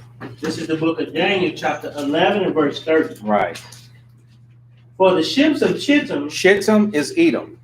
Shittim is Edom. For the ships of Shittim, go ahead. shall come against him. Therefore he shall be grieved and return and have indignation against the holy covenant. So shall he do. He shall even return and have intelligence with them that forsake the holy covenant. And arms shall stand on his part, and they shall pollute the sanctuary of strength, and shall take away the daily sacrifice, and they shall place the abomination that make it desolate. Stop. So now let's go through this again. Verse 30. The ships of Shittim shall come against him. Therefore he shall be grieved and return. So now today, remember, what are we talking about? How Esau is going to rise up against us. We're going to cause all these things to happen. And it says, and shall return and shall have indignation against the holy covenant. So he has hatred against the law, statutes, and commandments. Okay. So shall he do, he shall even return and have intelligence with them that forsake the holy covenant. How do you have intelligence with someone that forsakes the holy covenant? That means snitches. That's what that means. Snitches. So they're going to be, in the last days, there are going to be snitches in Israel. Okay? Now, and arms shall stand on his part, arms, weaponry, and all of that. And they shall pollute the sanctuary of strength. How do you pollute the sanctuary of strength? By causing sin. Not only causing sin, but also causing them to cease. That's what it's going into, causing it to cease. You don't know that a lot of things that they're doing it to affect us as Israel. They're already good. They love themselves. The things that they doing, this corona, the pestilence. Remember how when it first came out, it wasn't affecting us. We was boasting and bragging, talking about how no person of color was getting it. They say, oh, for real? Okay. So now let me make it happen. should go back into the lab, whip it up, bring it back out, and blow it in your face and fly it over the sky, and trims and the little chemtrails and stuff like that. They sent it out to the clubs. And did all of that. And now these same people that come home sick. Now you jacked up. So the stuff that they doing, trust and believe, you think that you ain't nothing. They know who you are. You just haven't put value to your life. The Lord said that you are his prophets. They know who you are. You are his prophets. You are the children of Israel. And they hate that you stand out there on the corner. Do you not know that we used to have brothers is talking about, well, we used to have the helicopters all the time come out there and spy on us, have the police come out there and park behind us. We even have police come up to us and tell us that we're going to put them out of work. Yeah, we're going to put them out of work. They won't have no job because what we're doing in the vicinity, in the community, teaching the laws. Reasoning with people, telling them don't do this and don't do that. So all these things I'm saying is true, man. So they know all throughout the world, we're not the only ones that's being effective in Israel.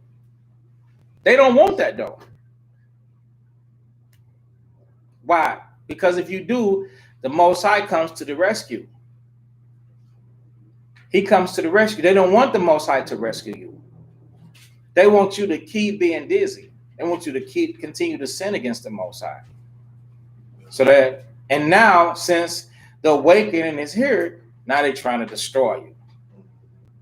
That's why when you read Joab, the Lord say, you're going to try and pay me back. Will you render me a recompense?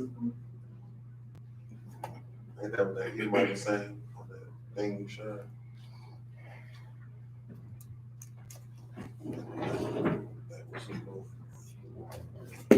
Is this thing not a coin working? Instead of declining.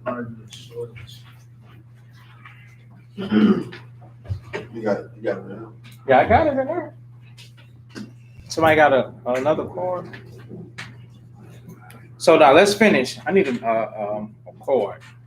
Charge the cord. Who's that? iPhone. So Daniel 11 and verse 31, it says, and shall take away the daily sacrifice, and they shall place the abomination that make it desolate. How do you take away the daily sacrifice? By stopping you to worship. You know, that's why people was like, hey, people was like, y'all still fellowshipping?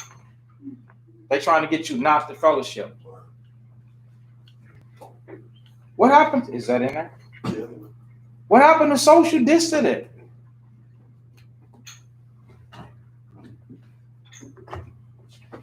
They're trying to get you not to fellowship. All right. Verse 32. And such as do wickedly against the covenant shall he corrupt by flattery. So what is the abomination of that destroys? To get you to go against the covenant, and such as do wickedly against the covenant shall he corrupt by flatteries. When you flatter somebody, that means you entertain them. You entertain them with things that they like. Sports, music, horse clothes, drugs, alcohol. Go ahead. The latter part of 32, it says, but the people that do know their God shall be strong.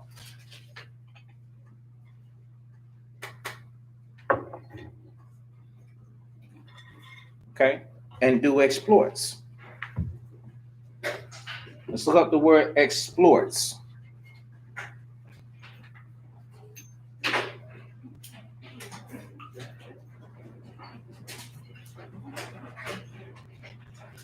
Yeah, that's probably hell coming down.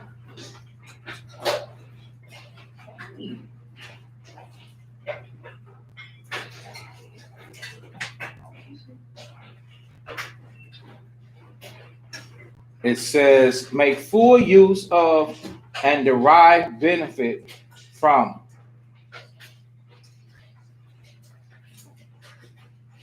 Make full use of. So how would we do exploit? How would we do exploits? By, remember, this goes with 2 Thessalonians. This will explain it. Go to 2 Thessalonians.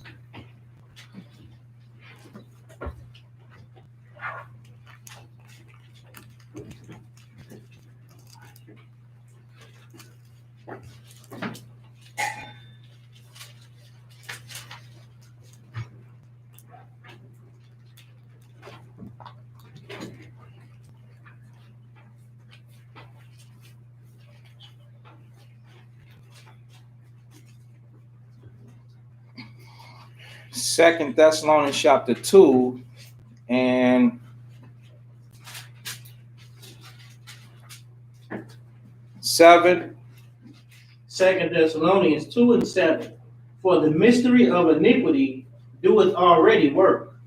Only he who now letteth it will let, until he be taken out of the way. Right, so he's talking about taking Edom out the way. Go ahead. And then shall the wicked be revealed. And then shall the wicked be revealed. So that's the exploit. The exploit talk is talking about. But the people that do know their God shall be strong and do exploits. Okay, so the exploit. Remember, the definition of exploits is it says to make full use of or derive benefits from. So instead of like, okay, you're gonna exploit somebody for money, it's not talking about that. It's talking about us taking the opportunity. Okay, he's gonna be wicked. Now we're gonna be able to show Israel the wickedness that this man is doing, and people are gonna be able to know and say, well, hey, you're not lying. I see that they doing this. I see that they doing that. Okay, so when you go back to 2 Thessalonians chapter 2 and verse 8, it says, and then shall that wicked be what? Revealed, whom the Lord shall consume with the spirit of his mouth. Remember, we read in Mark 13 that you ain't going to have to do nothing. The Most High is going to speak. So the Lord is going to speak straight through you. And he's going to be talking to his people. Okay? And shall destroy with the brightness of his coming. Okay? Even him whose coming is after the working of Satan. So you're going to be able to compare this dude with something that's devilish. So they're going to be able to see, okay, why is he killing the animals so we can't have food? Who would do that? Would the Most High do that? No, the Most High said you're supposed to be able to eat. So why is he going to starve you out? That's Satan. Okay? Who's working it after the working of Satan? Without power, what is the power? He's got the ability to do it, and can't nobody stop him. Signs and lying wonders. All right. So now let's go back to Mark 13 so we can finish.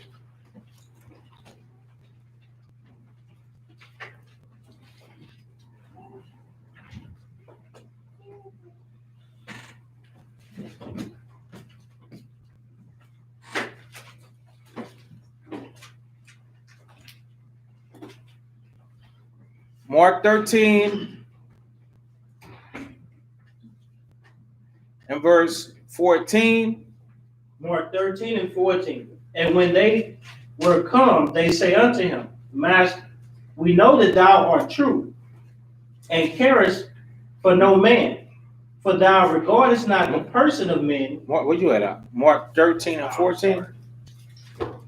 This is Mark 13 and 14. But when ye shall see the abomination of desolation, spoken of by Daniel the prophet, standing where it ought not, let him that readeth understand. Then let them that be in Judea flee to the mountains, and let him that is on the housetop not go down into the house. Because this happened already once before. So what is this telling you? That the man he's capable of violating you to the point where you would have to move or migrate from one place to the next. He ain't changed. A leopard can't change his spots, man. He ain't gonna change. So neither can he that is accustomed to do wickedly, can he do right? The answer is no. Let him that is on the housetop not come down into the house. Why? It says neither enter therein to take anything out of his house. It's gonna take too long. That's why we had the conversation that we had. We have to start believing and trusting and paying attention to what's being said, when it's being said. Verse 16. And let him that is in the field not turn back again for to take up his garment. Even to take up his garment. That's something else right there. You don't even have to eat. They wouldn't even have time to even grab that garment. But we should have been praying for that. You know what, Lord? Allow me to be prepared and have time to do the things that I need to do. Go ahead. But woe to them that are with child, and to them that give suck in those days. All right. Why? Because it's hard to take care of a little itty bitty baby in those days. Times is hard. You have to fend for yourself. You have to fight. You have to run. You have to do this. You have to do that. That will be extremely hard for you. Go ahead. And pray ye that your flight be not in the winter. Because it's freezing out there.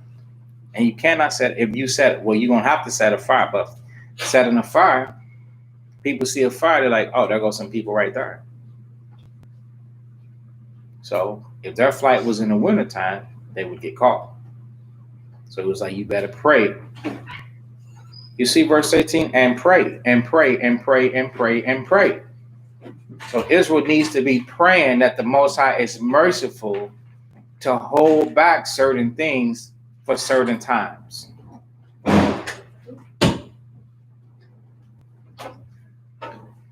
Y'all just off that little pop. And what if that pop had never stopped? And stuff is it's always chaotic. What kind of shoes y'all got on? Let me see your feet again.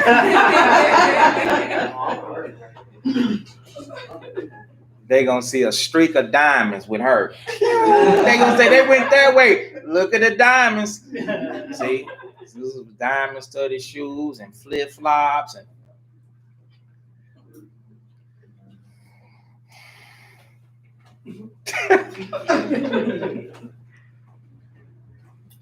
Y'all better soldier up. Who responsible for the girls? You say you're over the girls. Now who responsible for the girls? So you better get your girls out these flip-flops and stuff. We just had a pop. They almost left their shoes. You need them shoes to run. We need them shoes to run, man. Shoot. All right. Verse 19. So this is Mark chapter 13, verse 19. For in those days shall be affliction, and such as was not from the beginning of the creation which God created unto this time. Right. In those days shall be affliction. Israel, we ain't going. I used to think when I was first came into the truth, I used to think, oh, it's gonna hit the fan. I ain't gonna tell y'all my I'm gonna tell you this is a bit piece though. Yeah, how is I gonna come down and swoop us up, and we gonna go? Ain't none of this gonna happen to us. It ain't like that. This stuff gonna straight to. I mean, I really had some crazy thoughts. We're gonna go through affliction. You're gonna taste it, feel it, and see it. There's no way we won't be able to come through this. Remember the scriptures. The Lord said He gonna bring a part through the fire. That fire is like all hell unleashed, man. To where you like holding on to life that much, man. It's gonna be extremely hard and extremely difficult. Life as you know of will not exist anymore. That type of hard. that type of heart. Of course, people will still be together, and this is that, and you're gonna have to get it how you get it. But for the most part, the luxuries that you have, no, you will not have those luxuries like you have it. You better learn how to filter water. For those of you that are finicky, that don't drink out the faucet, okay. Faucet water is Dom Perignon to what's gonna come. Right. There will be afflictions, such as was not from the beginning of the creation which God created unto this time, neither shall be. Okay, go ahead. And except that the Lord had shortened those days, no flesh should be saved. But for the elect's sake, whom he had chosen, he had shortened the days. Right. So that's what we should be wanting. We should be wanting the Most High to shorten the days for us. Right. We don't want to be like that for a long time, years and years and years. No, we want them to go to war, lose, be destroyed, destroy each other, and then the Most High come and get us from this awful place that he delivered us to. Go ahead. Verse 21. And then if any man shall say to you, lo, here is Christ, or lo, he is there, believe him not. Right. Believe him not. So they're showing you that people still, they're going to be practicing truth, but people are going to be saying, hey, come on, let's go over here. This is where the Lord is. This is where the Lord going to get us. What did the scriptures say? The Lord is going to gather us from the four corners. So you don't have to be, oh, let's go over here. This is the place where the Lord said to be, and he going to gather us. See, look at this. No, what about the scripture that say he going to get us from the four corners? Let's get that. That means it don't matter where you at. The Lord knows where you at. All right.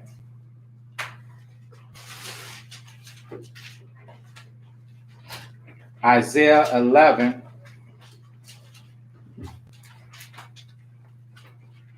And verse 12. This is the book of Isaiah, chapter 11 and verse 12. And he shall set an ensign for the nations, and shall assemble the outcasts of Israel, and gather together the dispersed of Judah from the four corners of the earth. That's right. So somebody's saying, yo, he's over here. Yo, he's over there. And guess what? Nope. Don't go for it. Wherever you at, he knows how to gather you from there. Okay. What's that other one? Let's go to about the 10 tribes. Just get that point. 2nd Ezra.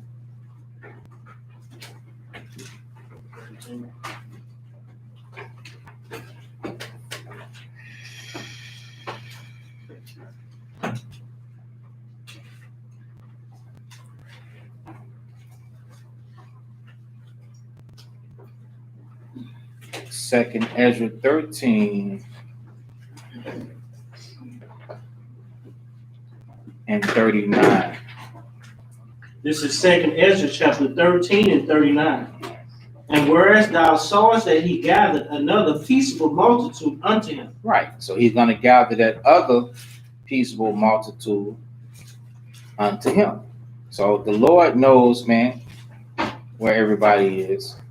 He's gonna get it. He's gonna get his people. So somebody's saying, "Oh, you have to go back to Jerusalem in order to be saved." The Lord said, "Come back." That's not what the Lord said. He said, "You ain't gonna see it no more. Thou shalt see it no more again." Okay. So let's go back to Mark chapter 13.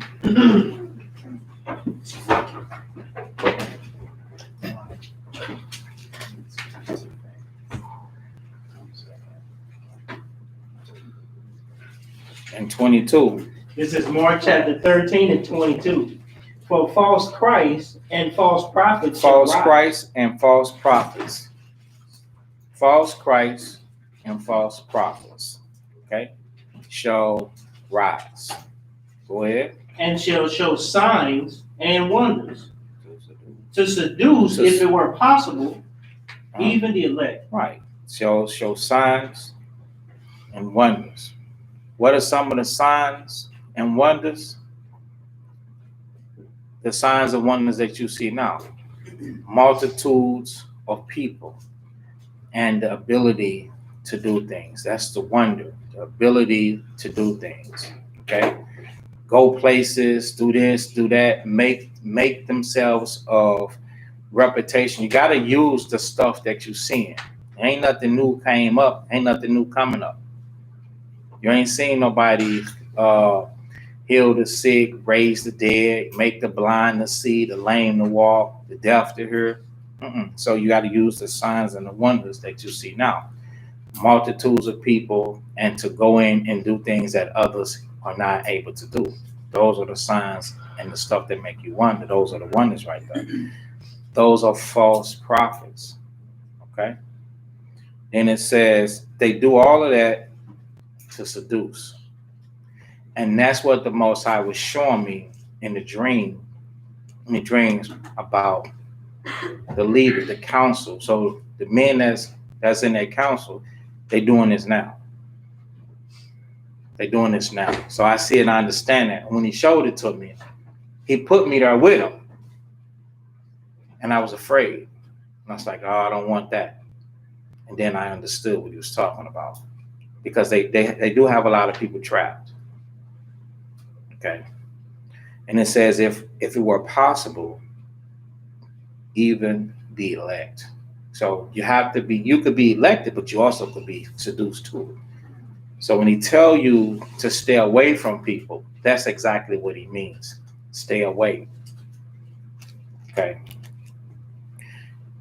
Read verse 23 now. But take ye heed, behold, I have foretold you all things. But in those days, after that tribulation, the sun shall be darkened, and the moon shall not give her light, and the stars of heaven shall fall, and the powers that are in heaven shall be shaken. Right. So what is that? What is the sun and the moon? The sun and the moon is the wisdom and the knowledge and the understanding. It ain't gonna be like it used to be, like us standing out on Kings Highway and Natchez Bridge. What does the sun and the moon do? It gives light. So what do? We give light. We are more precious than you can understand. That people take us for. We're more valuable than people take us for. But it's going to come a point in time when you're not going to be able to be out doing that. And when it says, and the stars of heaven shall fall, that's going into all the people that are high in society. They're going to fall. They're not going to be high like that. Oh, this is a professional, world-renowned MJ. This is LB. This is such and such. All those stars are going to fall. Okay? And the powers that are in heaven, why are they going to fall? Because there's no use for them no more. There's no use for them. That is going to be over. All that was to a distraction to keep them from leading you. But what they don't know is the Most High never wanted them no way. That's why they were there. We wanted them because, like Eliab, what did Samuel look at? He looked at the height of his stature. So we look at a man and we say, oh, he's 6'9". He definitely could scare people. The most I could find somebody that's 5'9" to scare somebody. Do you understand? And straight have the heart of 10 lions with the Holy Spirit and will straight destroy you. When the dude that's 6'9" can straight be a coward. So they all gonna fall. So we don't even have to worry about them. They fall. We don't even, I bear with me, not trying to speak against our people, but the scriptures say they fallen. That's what it's talking about. They fallen. And I don't mean, we don't need them. Christ said they that are highly esteemed in this world are an abomination. You don't understand the things that they do. They break all the Most High's commandments. They don't care. They laugh. They didn't give a damn about y'all, about us. They got millions and millions of dollars. And they leave us in every city suffering why they go from hotel to hotel, from what's the big houses, from mansion to mansion, and hot tubs with 10 different white girls. They will blow thousands of dollars or millions of dollars and will not just randomly pass down the street and say, yo, man, I'm gonna bless you. Here go 1,000, here go 2,000. And just give thousands. Like we ride down the street and we have to give dollar bills one to another. You think they do that? You don't see nobody. Social media, they tell it all. You don't see nobody on social media talking about how the stars they ride down the street and they was just giving out thousands of dollars. They not helping no. And guess what? For every one, there are probably 5,000 of them that ain't. So I don't want to talk about all the Floyd and Mayweather money team. He got a big old bag full of money, and he's doing that for popularity. You know, the Christ said, a rich man shall not, and it's easy to take a camel. You know how big a camel is, man? It's about 15 feet tall. It's easy to take a camel through an eye of a needle than for a rich man to get into the kingdom of the Most High. So now, you could get that camel through that needle. How? You never get that. So the rich guy, the stars, they never making it. Because they walk past their people every day. Every day they walk and ride past. And it's to the point to where the people that's in our community and society, we envy them so much that when we get a little something, they scared of us. They ride up, they windows rose up. They don't even want to take a flight. Why should I? I don't want to hear that. They won't even take a flyer. So they're gonna fall from the heaven that they in. They're gonna fall and bump their butt right on the ground. All right. So what is it? I was just wondering, what was the explanation of the sun and the moon? That's the knowledge. That's the wisdom and the knowledge of the Most High. Okay. Yeah, it ain't always gonna be giving the light. People think that we're gonna be out there forever, all the time, teaching that. Most High gonna call us in. You know, let's get that for him.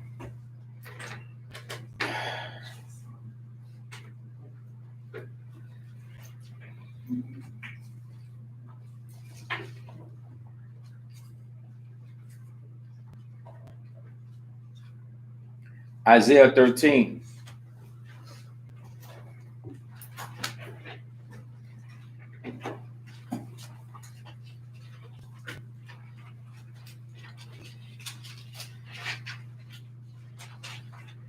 Book of Isaiah, chapter 13. It said it again. Yahushua was just repeating what he had Isaiah preaching. Isaiah chapter 13 and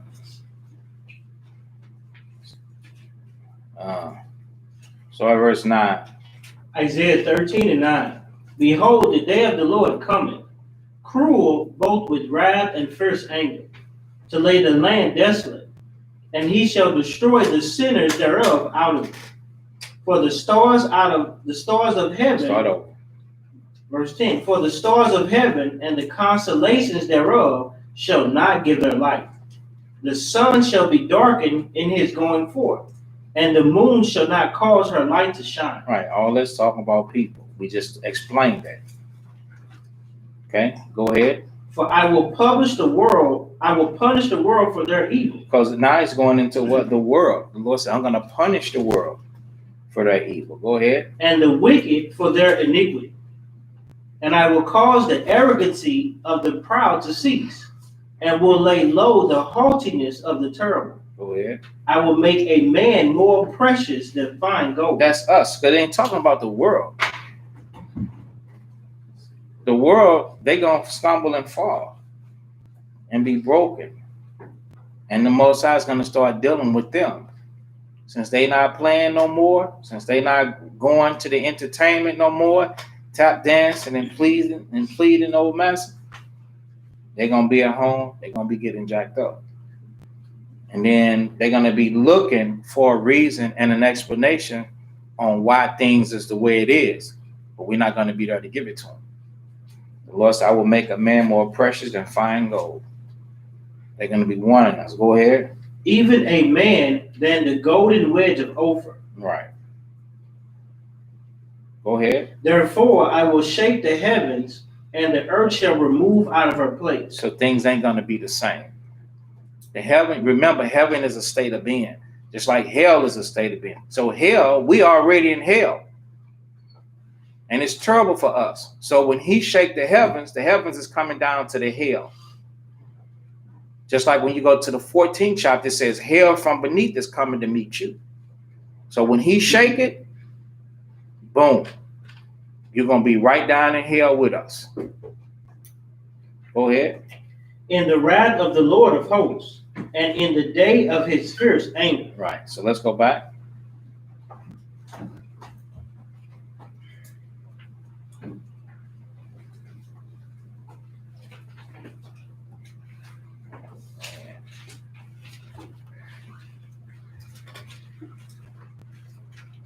So y'all could finish reading Isaiah, the 13th chapter. So Mark 13 and 26. This is the book of Mark, chapter 13, and verse 26. And then shall they see the Son of Man coming in the clouds with great power and glory. That's right. So that's when Yahushua is going to be returned. He's going to return back. And we're going to see him coming with the holy angels. The great power is the angels that he's going to return with, show up with soldiers and angels, bring forth destruction and great glory. Go ahead. And then shall he send his angels and shall gather together his elect from the four winds. Right. Then that's how you're going to be delivered. They're going to be in chariots to gather the elect from wherever the wind blows on the earth. Go ahead. From the uttermost part of the earth to the uttermost part of heaven. That's right. From one part to the next part. All right. So that's it. So those are the things that we need to endure. But that enduring starts with the self-sacrifice first at home so that you could be that soldier. All right. So any questions? All right. Matthew 26.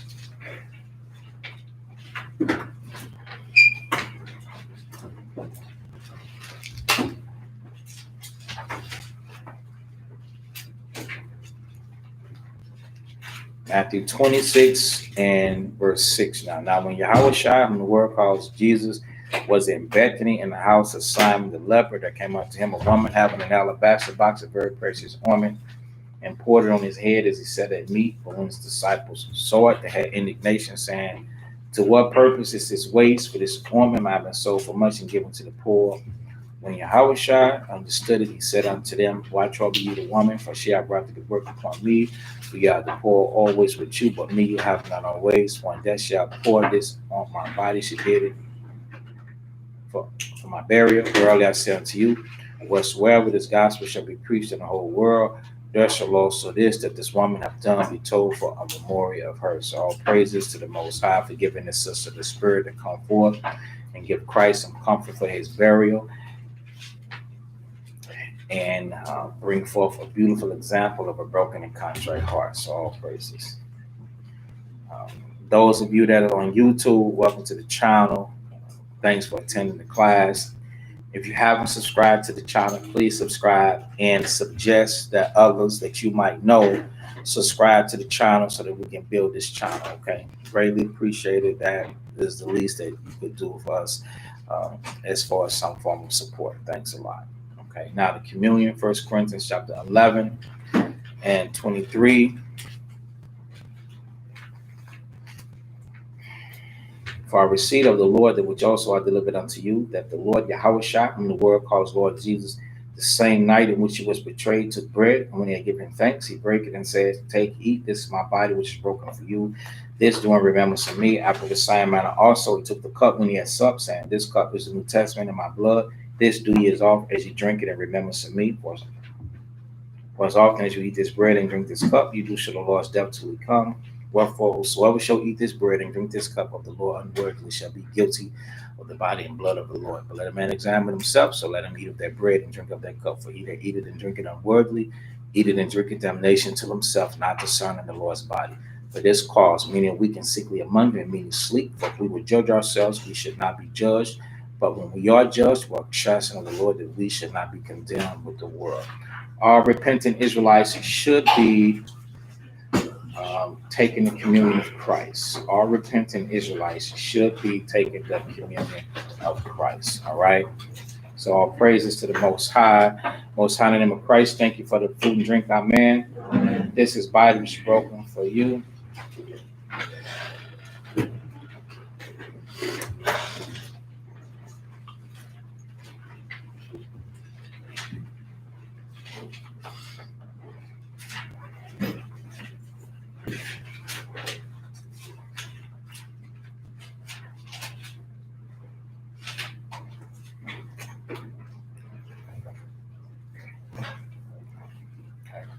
This is blood.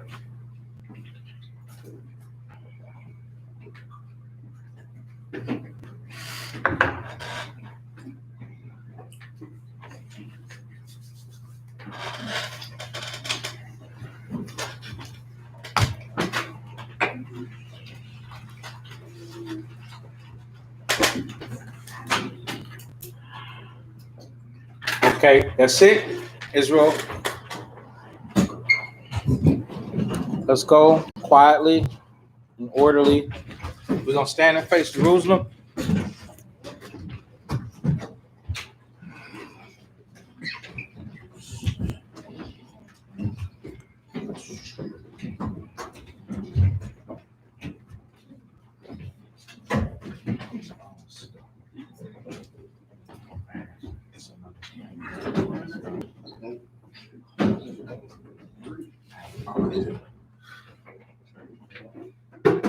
Okay, Israel.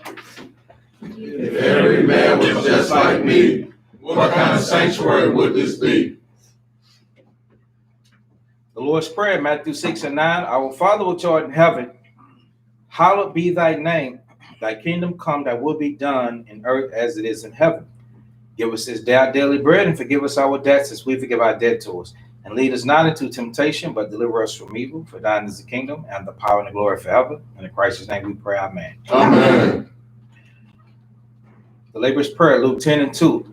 Therefore said he unto them, the harvest truly is great, but the laborers are few. Pray therefore the Lord of the harvest that he will send forth laborers into his harvest. Bless you, Most High, King of heaven and earth, and all things, Most High, in the name of the Christ. Send more disciples and teachers to your harvest to gather your people Israel, and send counsel behind your laws to stand before thy people Israel. Give to us strength to break down our lives with thy word. In Christ's name we pray, amen. Amen. The blessing of Israel. Numbers chapter 6 and 24. Children of Israel, the Lord bless thee and keep thee. The Lord make his face shine upon thee and be gracious unto thee. The Lord lift up his countenance upon thee and give thee peace. In Christ's name we pray, amen. Amen. Children of Israel, bless one another.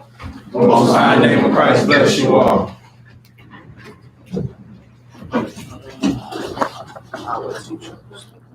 All right. All right, Israelites, Shalom. Most High in Christ bless.